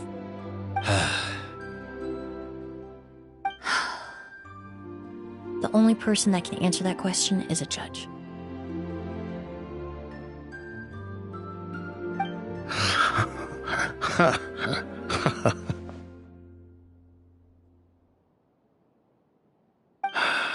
Fine. I've said my piece anyway. Drag me back to Fontaine to stand trial. I don't care. 3 people from Fontaine, 1 from Snezhnaya, and a crime committed in Port Ormos. What a headache. Well, we can only wait until the Academia sends someone to deal with it. I'm guessing we'll have to contact Fontaine as well. In any case, we won't really know anything until tomorrow. With the exhibition, we don't even have space in Port Ormos to detain anyone. Such a headache. The hotel could suffice. You could station a few officers to keep an eye on Sylvain and myself. Although with Sylvain's mental state and my physical one, I don't think you need to worry about a jailbreak. Mr. Edgar, are you saying... If Sylvain is to stand trial, then I deserve the same fate. A crime is a crime, accomplice or not. I'd just like to take care of a few things before I go. Say goodbye to my plants and all that. As for Sylvain, I'm sure he also has some goodbyes of his own. Would you be willing to grant that request, Sheriff? Well, all right. I'll talk to the Academia. No matter who you were in Fontaine or what crimes you committed. The man we grew to know in Sumeru proved himself to be a good person. Your request is granted. You have my thanks, Sheriff. Happened tonight? Oh, you mean the possibility that Kyria might try to finish what he started? Yeah, all we know is that he uses a goose to poison people, but we still have no idea how to catch him in the act. If he targets Sylvain or Edgar again, we might not be able to stop him. That may be true, but what if we can take advantage of his desperation? If we take advantage of this situation and lure him in on purpose, we might finally have the chance to talk to him. Master, no. That's too dangerous. Ha! So, that's your plan. If Kyria learns we're being taken away tomorrow, his last chance to enact his revenge would be tonight. In other words, You want to use us as bait to capture him. Capture? Not necessarily. I just want to talk. What? Are you afraid of him? Afraid? This is my only chance to make him pay for what he did. I'm spending the rest of my life in prison anyway. I can't just sit back and let him ride off into the sunset with our fortune. There's no way I'm letting him get away with it. Not after what he did to Lucian.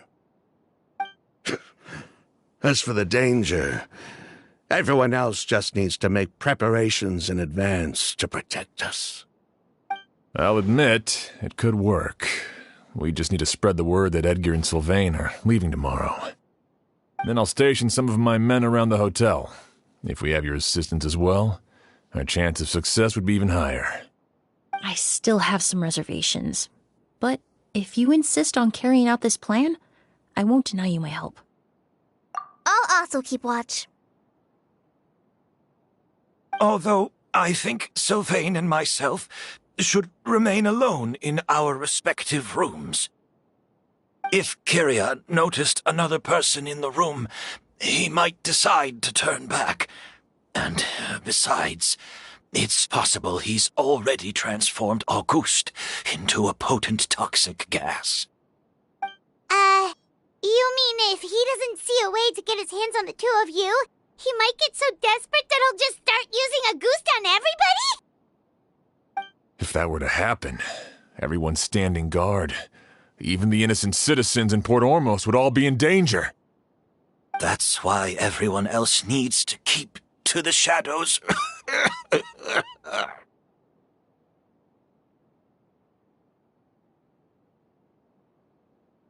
You're still recovering. You need to rest. This old pack of bones doesn't bounce back like it used to. I suppose I'll just have to leave the rest to you. All right, we can figure out a plan to keep watch later. Right now, I say we split up and start spreading that information before it's too late.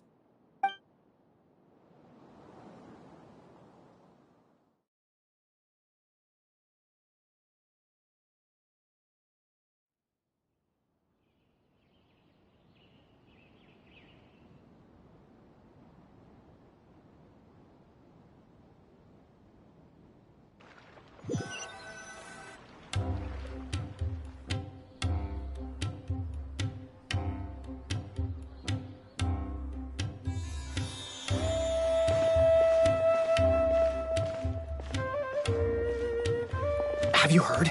Mr. Edgar's been detained. He's being taken away tomorrow. What? He's the one who helped craft all the fragrances for our shop. He taught my child how to make perfume. How could this happen? He hasn't been convicted yet. Let's just wait and see what the court has to say. Oh, everyone on the street is talking about the rumors.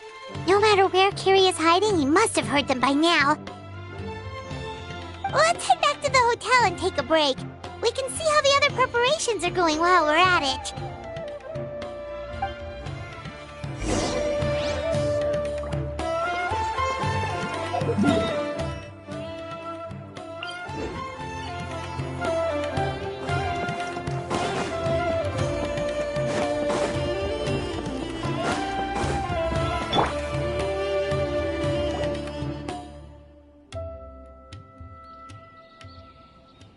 Emilie, Sheriff Xian wants to talk to you and the Traveler about our plans for the night watch. Thank you, Kale. But first, here. I prepared a kind of herbal tea that helps calm the spirit. Why don't you have some? Oh, that's very kind of you, but I'm okay. Oh, it's not good to be so tense, especially when we've got a long night ahead of us. I don't mean to put you on the spot, but I couldn't help but notice that something seems to be on your mind. Was it that obvious?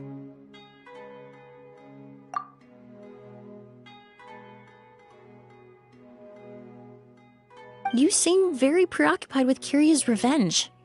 If there's anything you want to talk about, I'm happy to listen.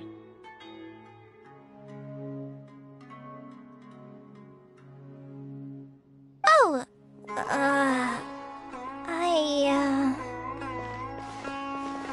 Hey, Emily, Kale.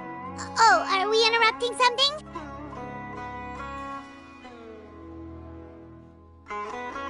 No, not at all. This will be easier to talk through with you here anyway.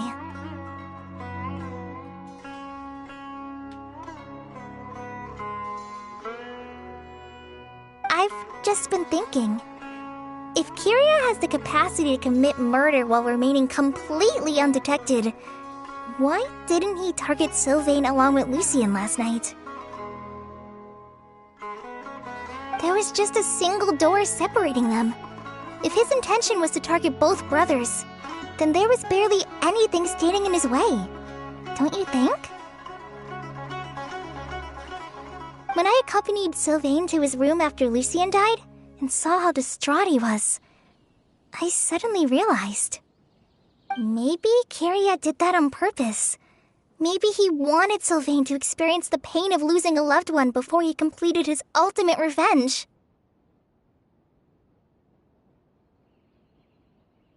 So did he attack Edgar as a warning then? To scare Sylvain and Lucien?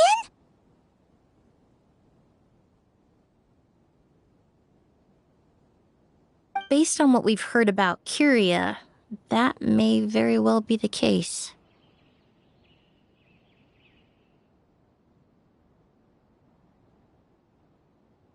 Losing his sister all those years ago. What has been going through his head? What has he been forced to endure?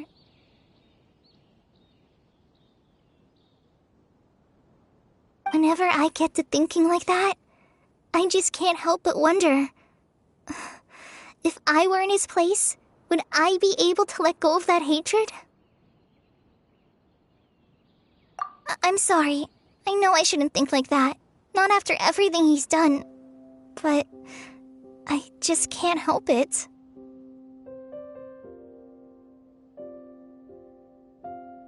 There's nothing wrong with the way you're feeling. Empathy is a part of human nature. In all my years of cleaning up crime scenes, I've witnessed countless families mourn their loved ones. Their cries of devastation and anger still echo through my mind, even now.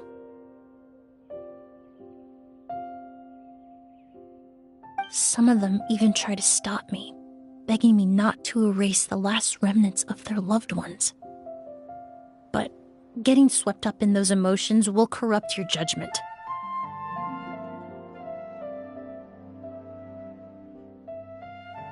Surround yourself with fragrance for too long, and your sense of smell will become dull. Allow yourself to be consumed by your emotions, and you lose the ability to think rationally.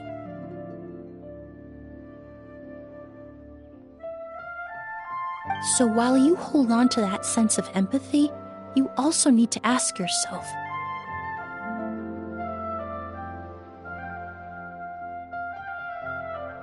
do Sylvain and Lucien really deserve to die? How much did they truly know about the Fatui and the delusion? Did they force Yelena to make those decisions? Answering those questions requires a lot of time and evidence, while a single act of vengeance can put those answers forever out of our reach.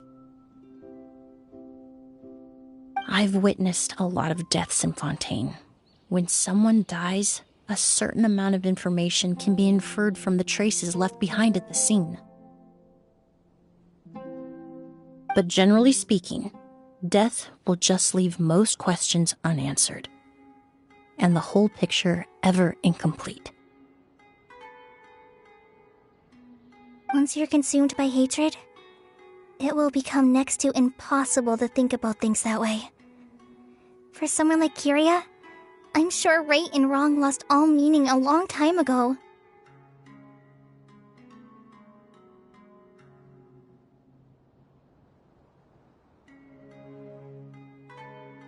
You're right. The fact that we can approach these questions from this perspective isn't because we're more rational than them. It's because we're fortunate enough not to have suffered that kind of loss. But that also makes us perfectly positioned to stand on the outside and try to pull them back from the brink before it's too late.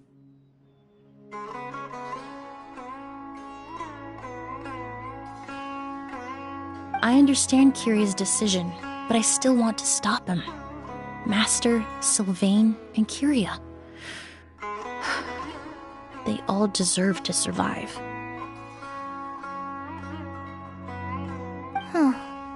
The fortunate and the unfortunate.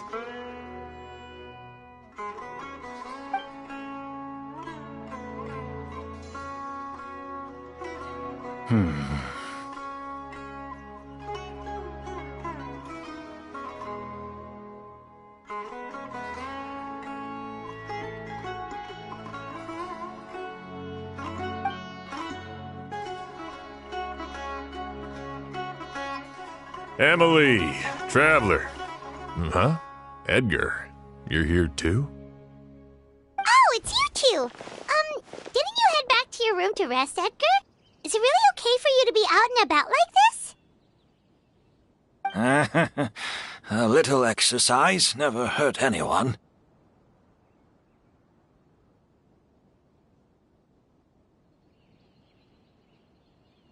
Besides, I don't have much time left in Sumeru, so I'd like to take care of my plants while I still can. We could do that for you, Master.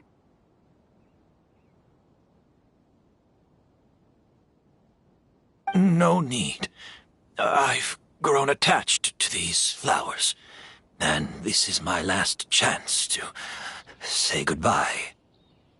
Come tomorrow. I'll be happy to entrust their care to you. I would imagine Sheriff Sham is here for a more important reason.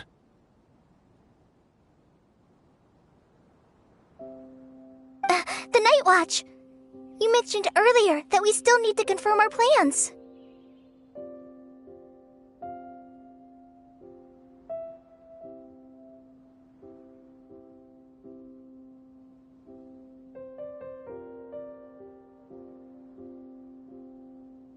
That's right. I've stationed some of my men around the surrounding area, but we still don't have anyone standing guard next to Sylvain's room.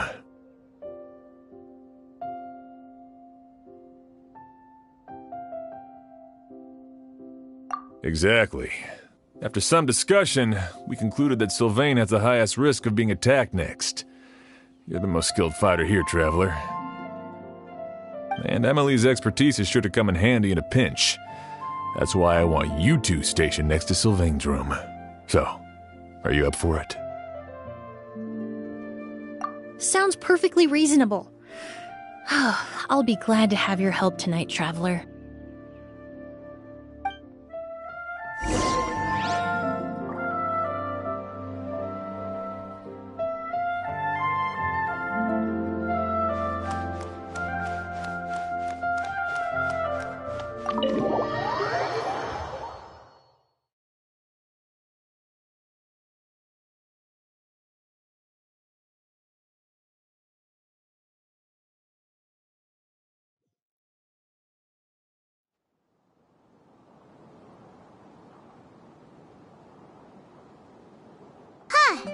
Not a peep. Has Kiria given up on his revenge? Guess we'll have to keep at it.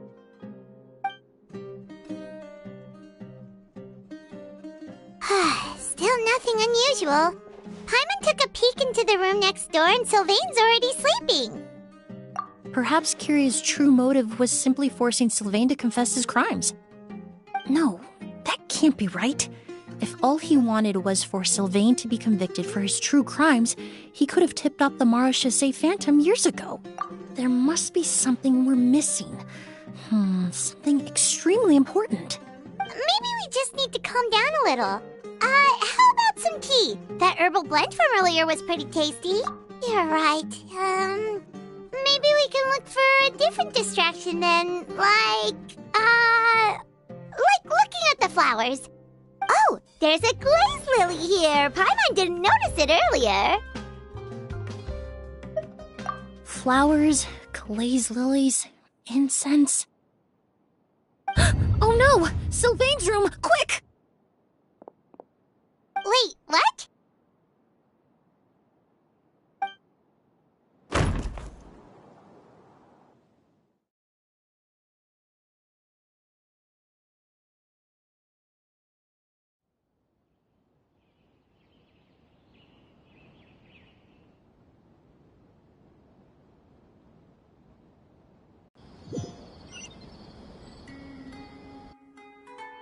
Hey, did you hear? Someone was attacked again last night. It was the older of the merchant brothers, right? Yeah, I think his name was Sylvain. Poor guy was murdered in cold blood. First it was Mr. Edgar, then that merchant named Lucian, and now this. Listen up, everyone. This is an active crime scene. Please, no loitering. It's been 3 days and they haven't even caught a glimpse of the guy. What is going on? Do you think it could be the work of an evil spirit? I mean, how do you get away with something like that with so many people watching? Keep it moving, everyone. No loitering.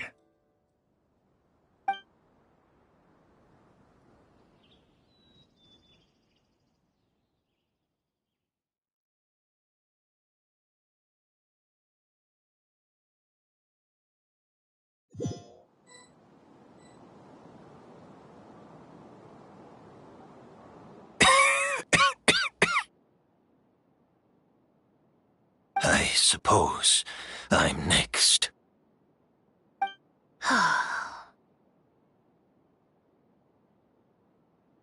You don't know that. Kyria already attacked you once, and you survived. Perhaps he doesn't consider your crime to be worthy of death. You were the only reason I managed to survive, Emilie.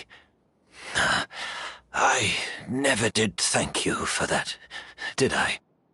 Even if I wasn't there, Tainari was also in the vicinity. He would have been able to help. Is that so? I suppose I'm a very fortunate person then.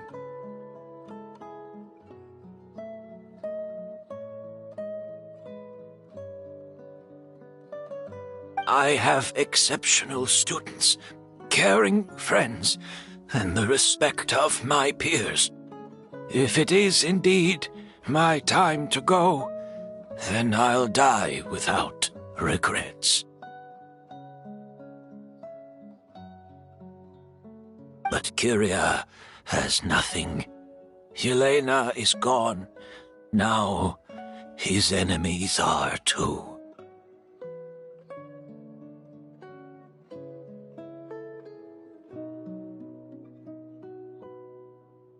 It really makes you wonder if there's even a reason to keep on living.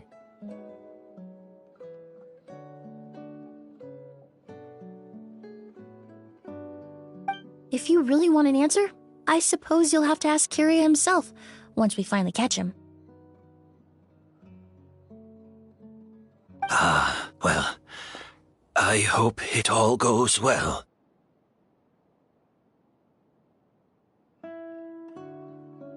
Emilie, there's something else I'd like to ask of you. With everything that's happened, holding the exhibition is off the table now. But so many flowers were transported here for the show, some of them thousands of miles away from their homeland.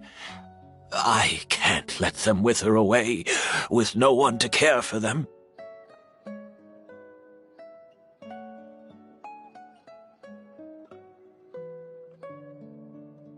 Whether Kyria gets to me first, or I'm sent back to Fontaine to stand trial, I won't be around to look after them.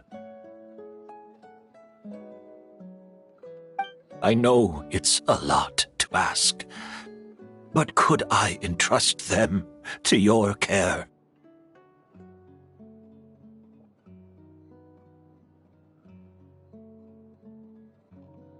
Of course, Master.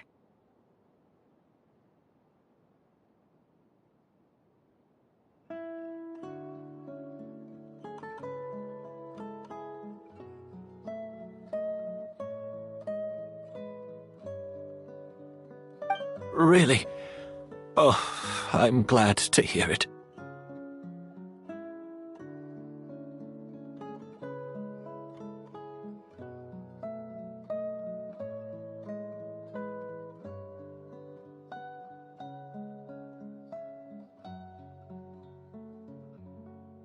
Now I truly have nothing to worry about.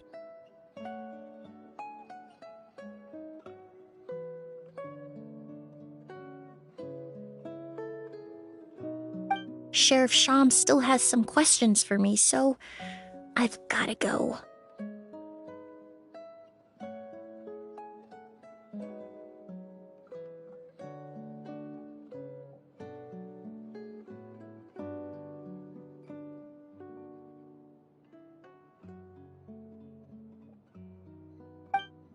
Go ahead.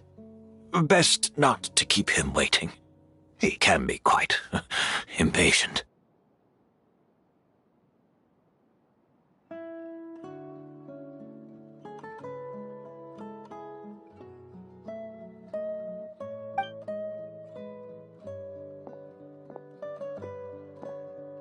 I'm sorry, Master.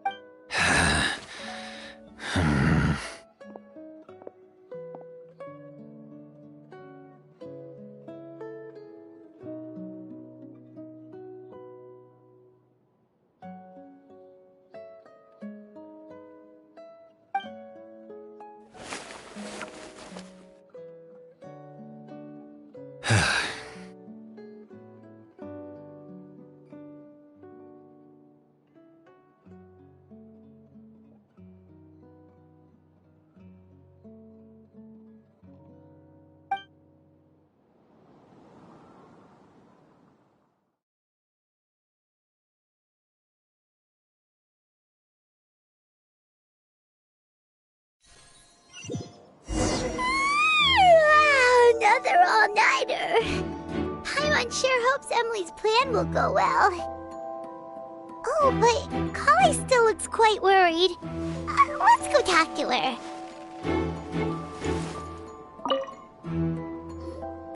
Emilie still isn't back.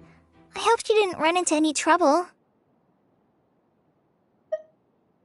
Yeah, that's true.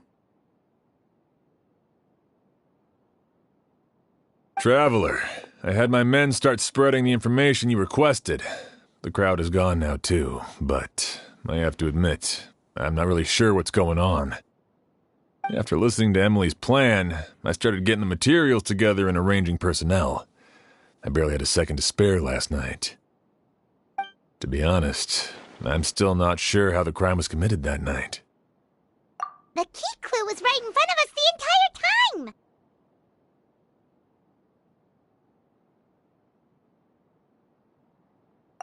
Let's go! We'll show you where the culprit hid a goose.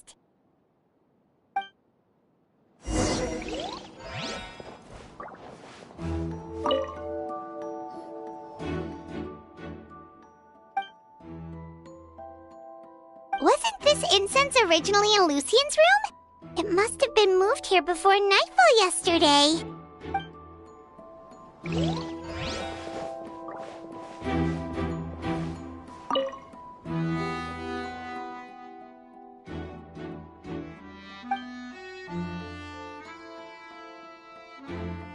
This is it!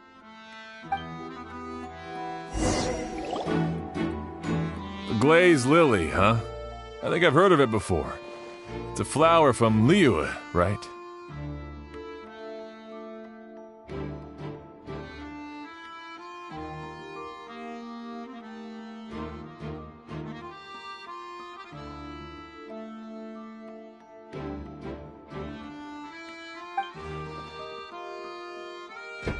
Well, did you know it only blooms at night? Emilie, you're back! Exactly as expected. A flower that only blooms at night. Ah, like the Neelitpala lotus. Exactly. Although the Neelitpala lotus wouldn't be a good substitute in this scenario. When it's closed, the gaps between the petals are too large. That's why Kyria chose the glaze lily as his mechanism. He would start by preparing an agouti sample.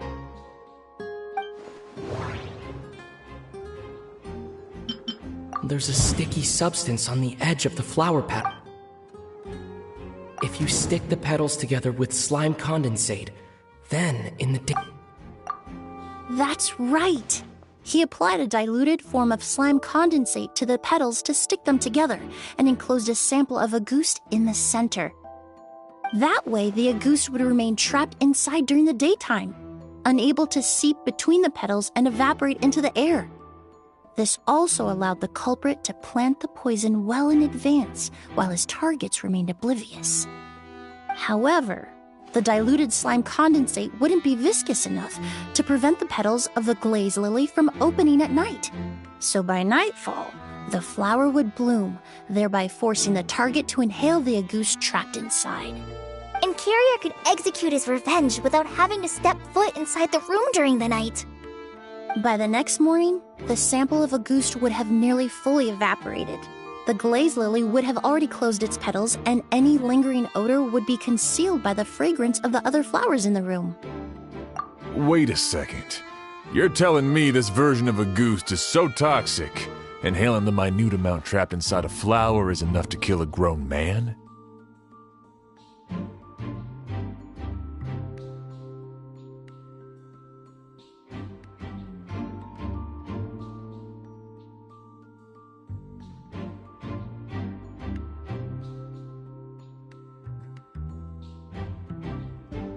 And how did Edgar even survive ingesting a whole bottle of the stuff?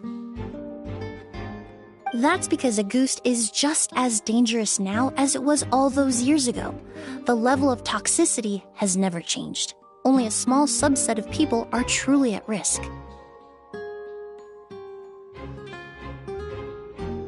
Ah, you mean people who are sensitive to elemental energy. So it's just some sort of happy coincidence that Sylvain and Lucien are allergic to the stuff?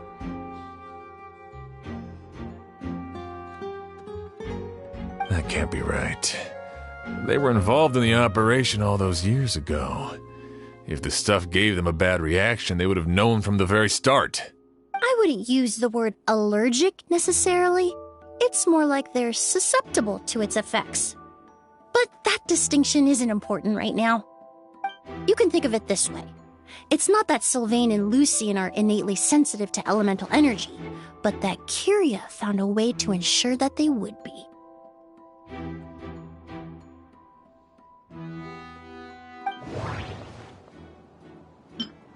All kinds of essential oils commonly found in alchemical products can temporarily increase. The incense I smelled earlier seemed familiar.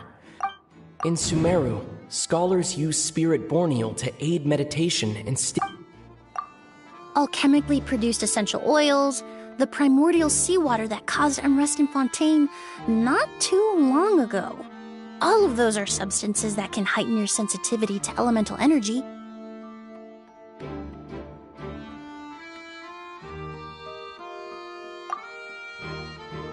That stuff gave us a lot of trouble when we first came to Sumeru. Ah, yes. I definitely remember that. In Sumeru, it's not uncommon to use incense indoors, so its presence wouldn't arouse suspicion. The flowers in the room could also serve to mask the scent.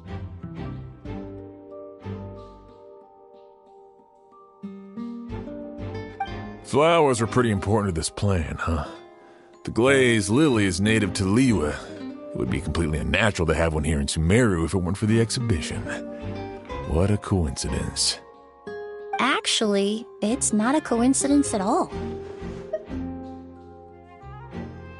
No wonder he was willing to pay a small fortune to rent out the hotel. He probably used the mora Yelena left him, don't you think? That money was supposed to set him free. But in the end, it was just a tool for his revenge. There's a saying among forensic doctors in Fontaine.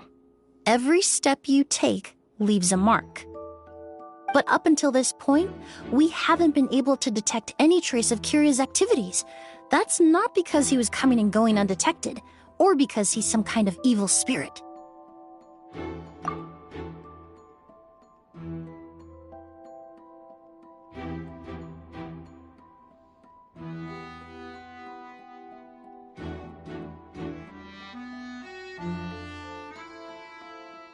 But because he's been disguised as someone else this entire time.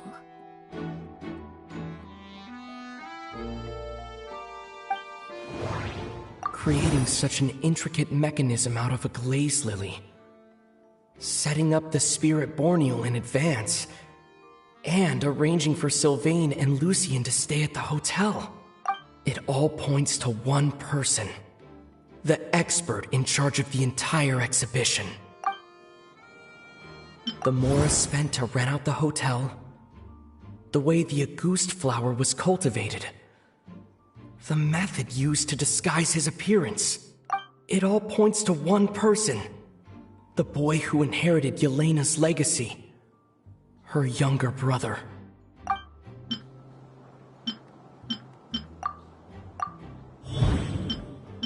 Kiria and Edgar are one and the same. But Kiria was only in his teens back then. He wouldn't even be 40 years old by now.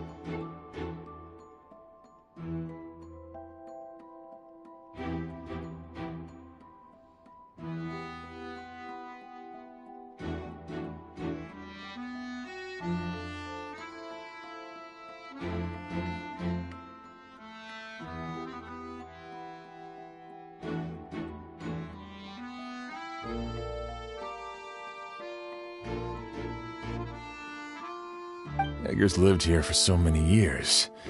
Even if he changed his appearance, going that long without giving anything away, it would be impossible. Bad news, Sheriff! Mr. Edgar was attacked! What? A dark shadow-like figure just ran out of his room. It was giving off a really ominous aura. But before we could even react, the figure up and disappeared like some sort of ghost or something. By the time we got a look inside the room, Mr. Edgar was gone. Do you think Kiria kidnapped him? I need you to think very carefully about this. Are you certain that figure wasn't Edgar himself? I mean, Mr. Edgar was so frail. I don't see how he could have moved that fast. It would seem Master decided to tap into an ill-advised source of power. What? But that's so dangerous with the condition he's in. It's... But why? Why would he do that? He's already accomplished his revenge. No. If his aim was to target everyone who had a hand in Yelena's death...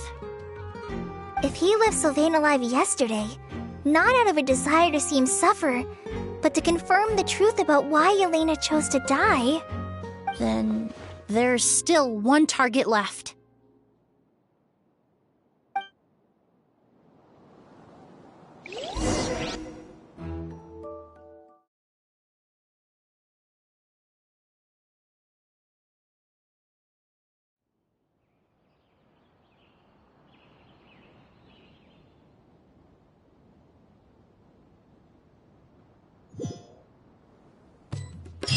The shadow-like figure ran in the direction of the elevator, and my partner immediately chased after them. We should hurry before they're forced to confront each other. Where in the world did he go? Let's ask the merchants nearby.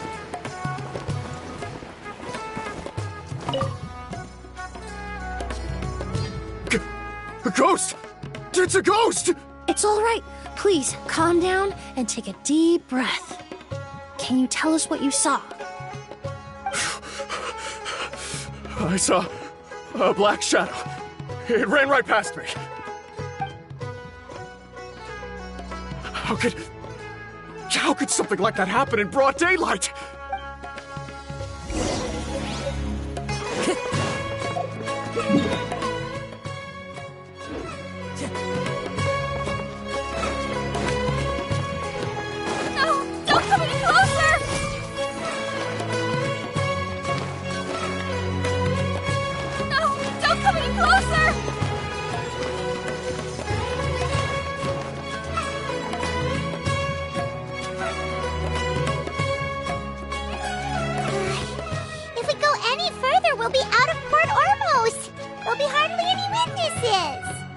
It's all right.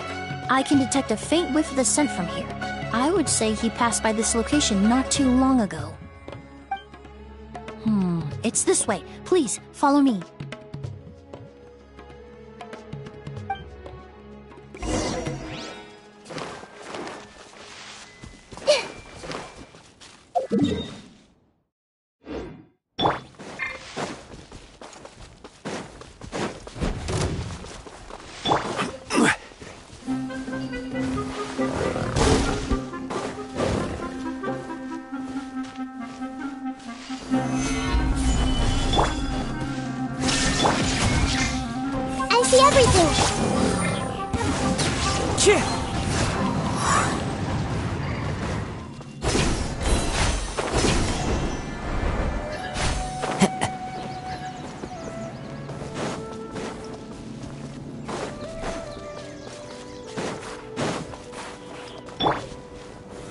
Gather!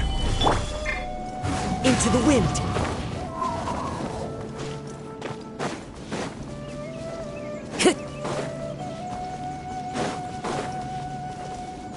The scent is getting stronger. This must be the place. Shine down! Torn to oblivion!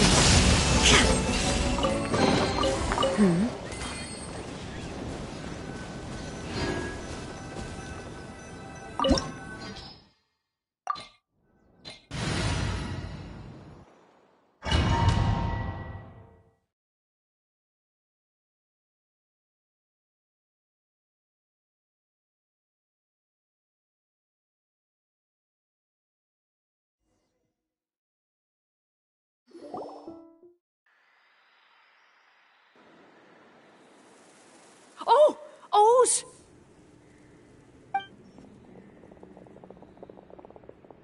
Are you all right? Were you attacked? No, I'm all right. I was just chasing after that figure, and then, all of a sudden, I didn't feel so hot. Let me take a look. The air definitely feels heavy. It smells nice, but for some reason, it's hard to breathe. This feeling, I've encountered it before. Everything looks all right. It was probably just the stress of the chase, combined with the impact of the environment. A bit of rest would do you some good. I can't rest. Mr. Edgar is still in there. He taught my sister how to make perfume. He's a good man. I can't just abandon him to die by Curia's hand. Oz, you need to calm down and listen to me. Edgar is the one we're after. He and Kiria are the same person. But how is that possible? I thought you said Kiria was in his 30s. Mr. Edgar is 70-something. Changing your appearance to look decades older, that doesn't seem possible.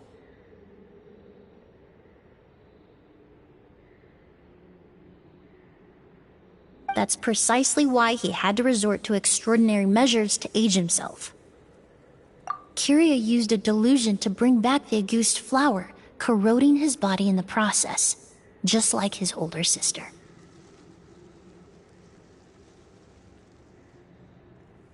No. He couldn't have. Mr. Edgar has been in Port Ormos for years. If someone started impersonating him all of a sudden, we would have noticed. And what if the impersonation started before he ever set foot in Sumeru? I've yet to confirm it, but I suspect Kiria killed the real Edgar in Fontaine not long after his release from prison. While Edgar was incarcerated, Kiria started making preparations to replace him, including forcefully aging his body, studying perfumery, and planning the real Edgar's demise.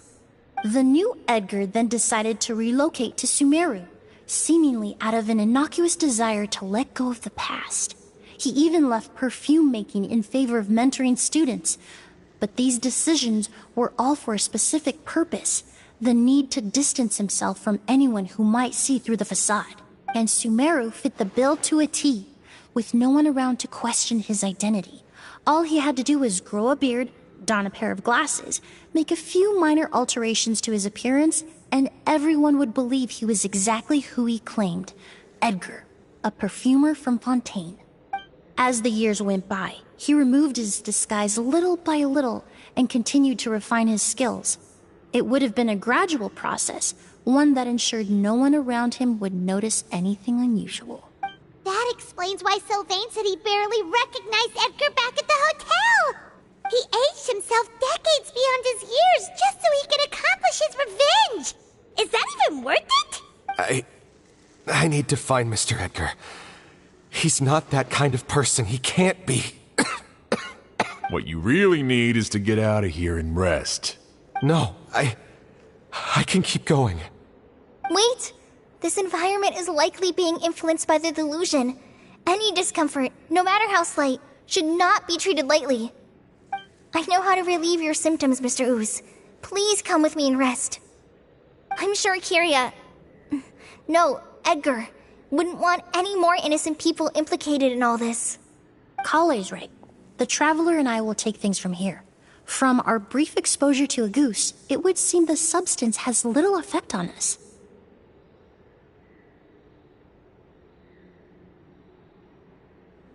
This leads me to believe those blessed with a vision or capable of wielding elemental power are more resistant to the effects of abnormal elemental energy. In other words, this environment doesn't pose as much of a risk to us. Actually, now that I think about it, this stronghold likely has multiple points of entry. If the target were to escape from a different point of entry, that might allow him to evade capture. I hate to trouble you, but we need people to survey the perimeter.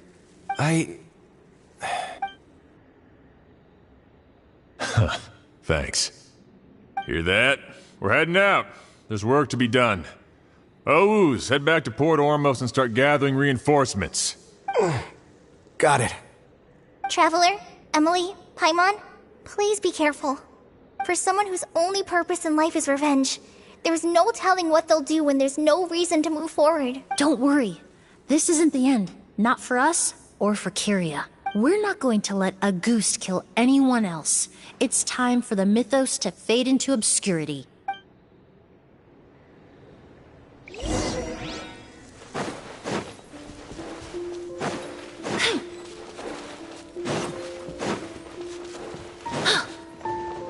Monsters.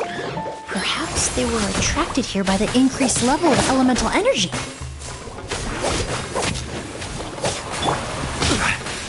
Solidify!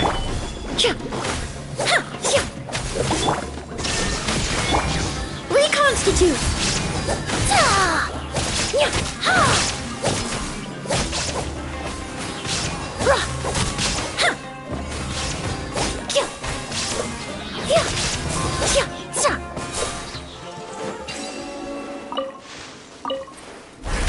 I've never seen these seeds before.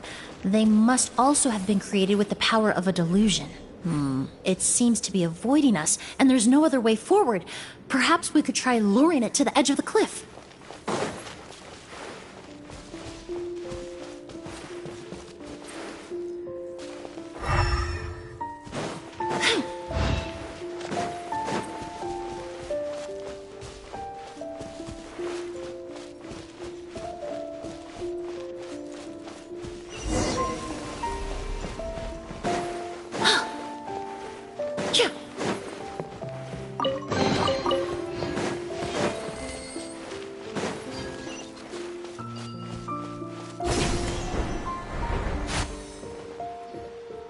Whoa, look at all the Auguste flowers!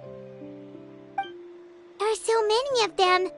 I can't believe a single person did all this. Must have taken a lot of time. I fear that statement is truer than you know, Paimon. Using a delusion comes at a cost. Not just time, but the time you have left to live.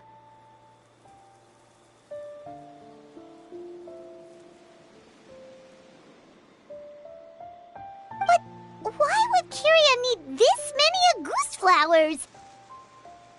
He only needed a few bottles of Auguste to carry out his plan, right? Perhaps hatred wasn't the only emotion fueling his obsession with Auguste. Not long ago, he told me he didn't want all the flowers transported to Sumeru to wither away in a foreign land. But Kyria betrayed Snezhnaya, abandoned Fontaine, and lived his entire life in Sumeru under the guise of someone else. For someone with nowhere to call home, perhaps dying among a bed of Auguste flowers just like his sister is the best homecoming he could ask for.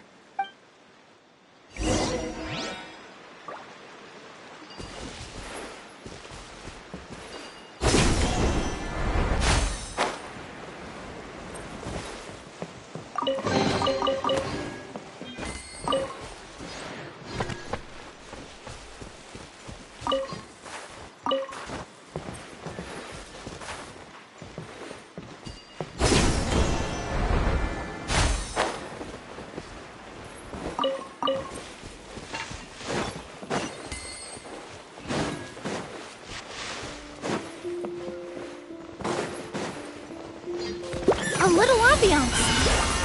Extract! I will have order. Gather! There is no escape! Make yourselves a room!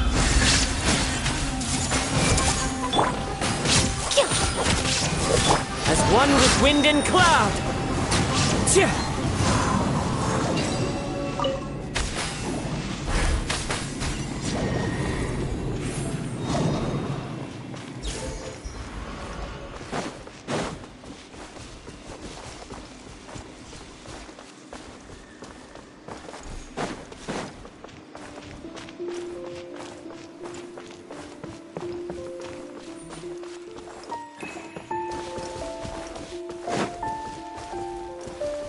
A plant that destroys seeds.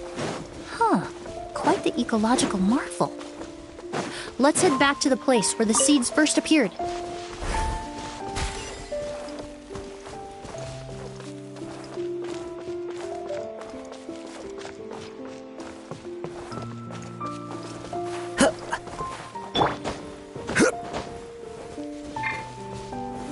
Stabilize!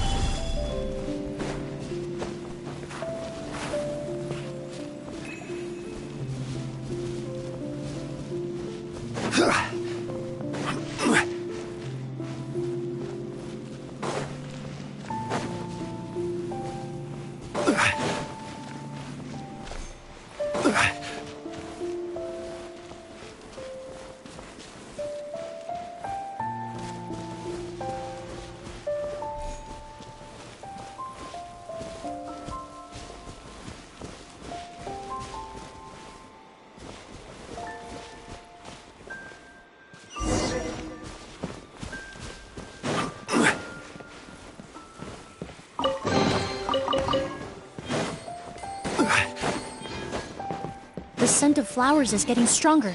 We're almost at the end.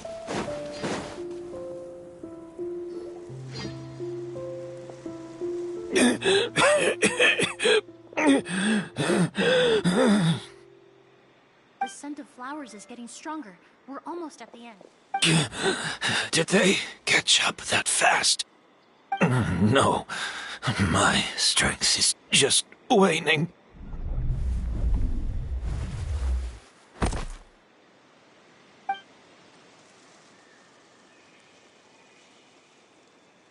But it doesn't matter. This is far enough.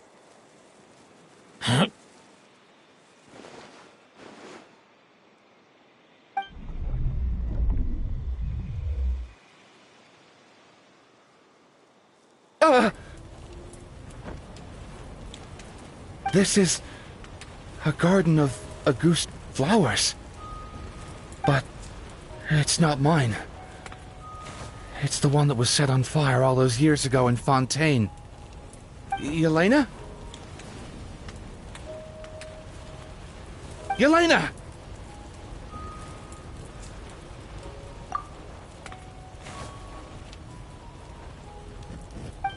You tried to hide it from me, but I always understood.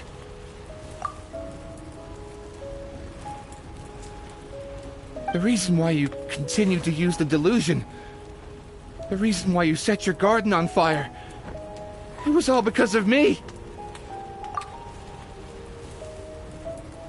I shouldn't have listened to you that day. I shouldn't have taken the Mora and ran. But by the time I realized something wasn't right, there was nothing left. The flowers were gone. And so were you. I know I'm almost 20 years too late. I should have come looking for you earlier. I should have died with you that day. Yelena?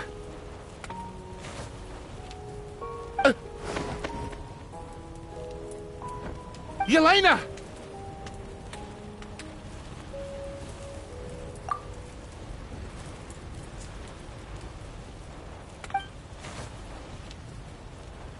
No! Don't leave me! Please!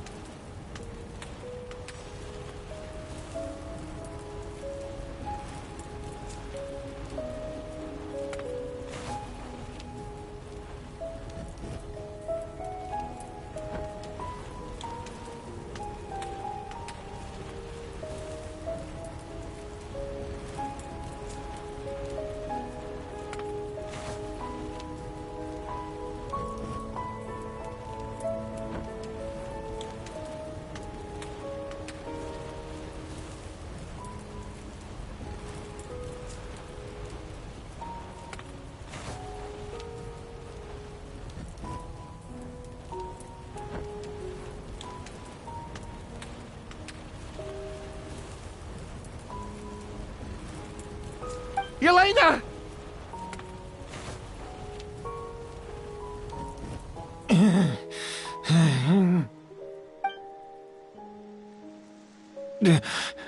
Emilie? I'm alive. No, that's not possible. I saw her. Yelena, we were together. That was an illusion, likely brought about by the residual toxin in your body coupled with the pollen in the air, neither of which are fatal. No. The amount of Auguste I drank, it should have been enough. A fake? But how? We started making the preparations last night with one goal in mind. To create a perfect accord. The accord is the basis of perfume making, the product in its most primitive form. Ambergris mixed with cedar wood, rounded out with a base note of agar wood. This is the scent of leather? Exactly. We're unable to extract essential oils from leather, but by combining other raw materials, we can recreate its essence. That is the purpose of an accord. Does that mean you can recreate any scent in the whole world? I'm afraid not. Certain fragrances in this world are simply one of a kind.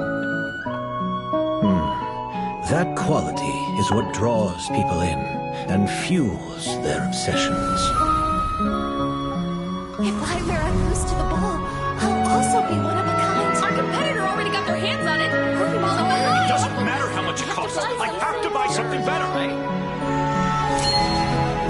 This fragrance will be one of a kind, no more. Myths can be deconstructed. Miracles can be recreated. All it takes is skill, experience, limitless exploration, and a little patience.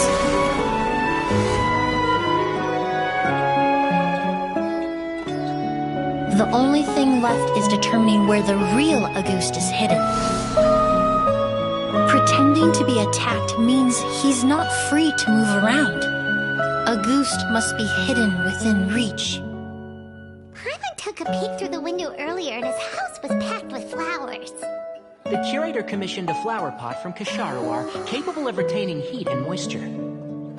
Perfumes are as beautiful as flowers, and equally as delicate. When stored, you must take care to control the temperature and keep them away from direct sunlight. Did you get all that, Emilie? I got it.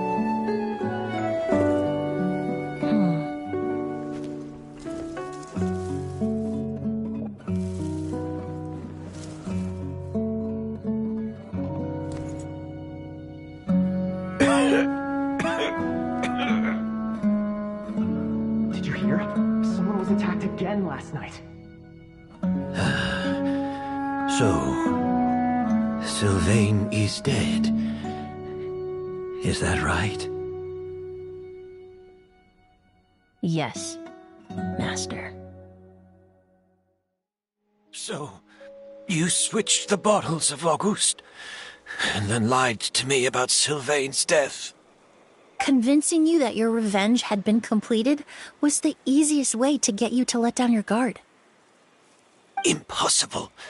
Even if you found a way to switch out the bottles, there's no way you could have made an accord. If Auguste was so easy to replicate, Yelena wouldn't have. It was a combination of rainbow roses, glaze lilies, and Cecilias. Those ingredients would have conflicted with each other if you tried to combine them in the past. But recently, we found a way for them to work together. Rainbow roses, glaze lilies, and Cecilias. Auguste was created over 10 years ago. All this time, people never stopped analyzing it, never stopped trying to recreate it. Perfumery techniques are advancing day by day. We've found better ways to extract essential oils, separate oils and fats. We even discovered new ways to combine fragrances together. The mythos surrounding Auguste may have been untouchable almost 20 years ago, but now it's time for it to become a thing of the past. The past? You've been working as a perfumer for all these years. You should have always known that it is possible to make an accord, even if only in theory. But the meaning you assigned to Auguste became so inflated, you allowed yourself to get lost in it, just like the perfume mania that captivated the public all those years ago. You believed in its divinity and grandeur. You believed it was entirely one of a kind. Your obsession with Auguste is also what allowed us to predict how you intended your plan to end, and to make preparations in advance. We just didn't expect it to happen so fast.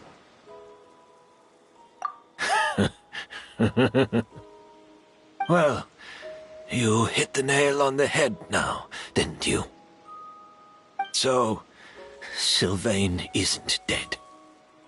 Since you've been preparing your accord since last night, I assume you've also figured out my method, then. That means the news of Sylvain's death. The crowd gathered outside the hotel this morning. It was all an act you put on with the sheriff? Yes. If we hadn't, you might have resorted to the delusion out of desperation, or continued to use your Spirit Borneal and Auguste combination to wreak havoc. Who knows? Maybe I would have just offed myself then and there. I know if you had things your way, you would carry the truth of Edgar's demise and the secrets of this garden to the grave, but I'm sorry, Master. I don't want to see any more death. Sylvain only inhaled a small amount of poison. He's being detained as we speak. All the crimes he concealed back then will be exposed in a court of law for everyone to see, and all his secrets will be revealed. The same goes for you as well. Is that so? Well, I suppose I'll be spending the rest of my days in a prison cell then. Whoa, he accepted that kind of fast.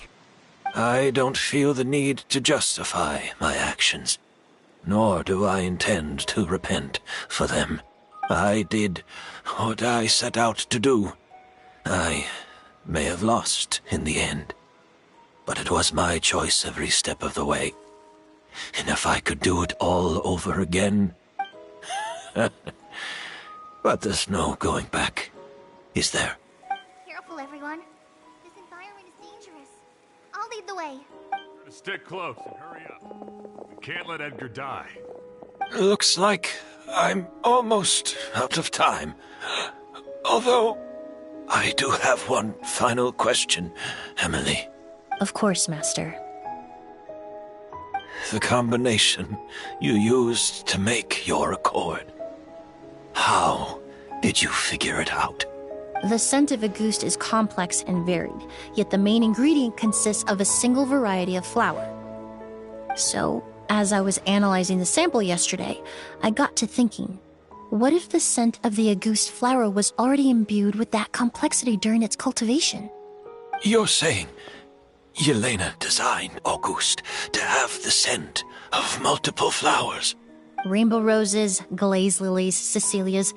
The perfumers of the past knew that if you combined their essential oils directly, they would just cancel each other out. It was a conundrum they could never solve.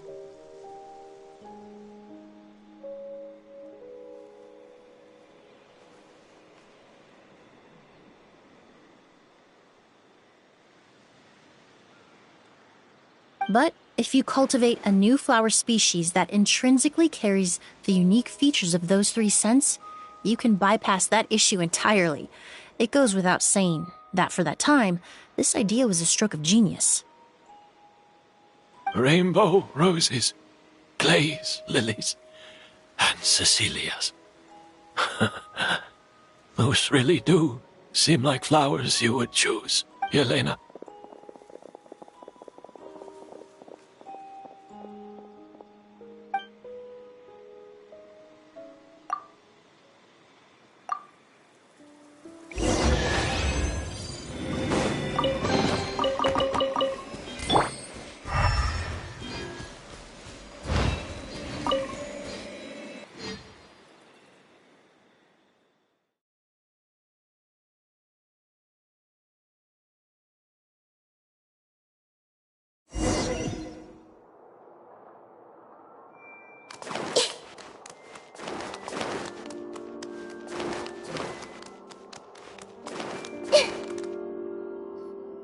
Did you know?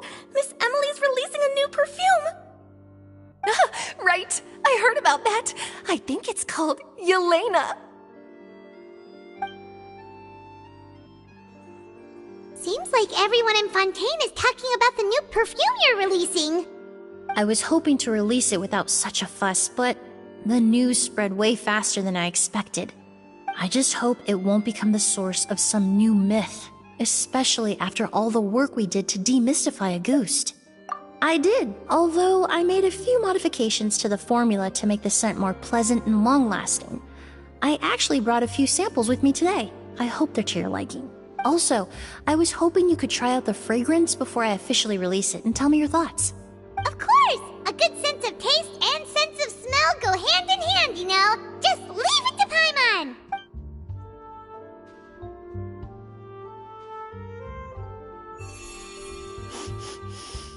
Oh, it smells great! It's alright. All feedback is worth considering. Besides, when it comes to perfume, commenting on whether it smells good is the most straightforward assessment you can ask for. There doesn't always have to be a deeper meaning. Right! Do those flowers have some special meaning? Hearing their names seemed to have an effect on him. If I had to guess, I'd say it probably has something to do with the language of flowers. The language of flowers? Oh, we've heard of that before! Paimon remembers hearing something like, the Cecilia represents the true feelings of the prodigal son? What each flower is said to represent varies by person and across different moments in history. The same is true for the flowers that make up the scent of a ghost. After returning to Fontaine, I did some research, and it turns out the meanings of those 3 flowers can be reassembled to form a single phrase.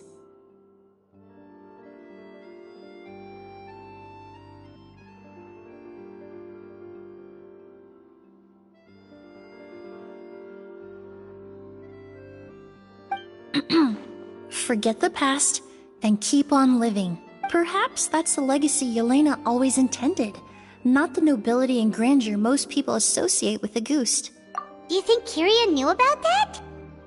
I paid him a visit before his trial and explained what I found, but he didn't seem to care. Who knows? Maybe she didn't mean anything by it at all. That was his response. Yelena is gone. We'll never know what she was thinking. We can look for meaning all we want, but it'll never be anything but conjecture. Even if that is what she was trying to say, I would never be able to forget her. Avenging her death? That was the meaning I chose for my life. Kiria cultivated his revenge like a flower. He was committed to making it bloom, even if in the end, it didn't bear the fruit he was hoping for. In any case, he did want me to pass along his thanks. Thank you for saving my life, for giving me the chance to learn that a ghost could have carried a very different meaning. Love and hatred are a privilege of the living. When someone dies, their thoughts, feelings, and intentions die with them. In that sense, what a goose truly represents in the language of flowers will forever remain a mystery. But even if it's only a conjecture, I would like to believe my own interpretation. The meaning we give to flowers, the symbolism we assign to our perfumes, they're constantly twisted and exploited in our imperfect world. And yet, at the very outset, they're born from the simplest and most beautiful desires we hold in our heart.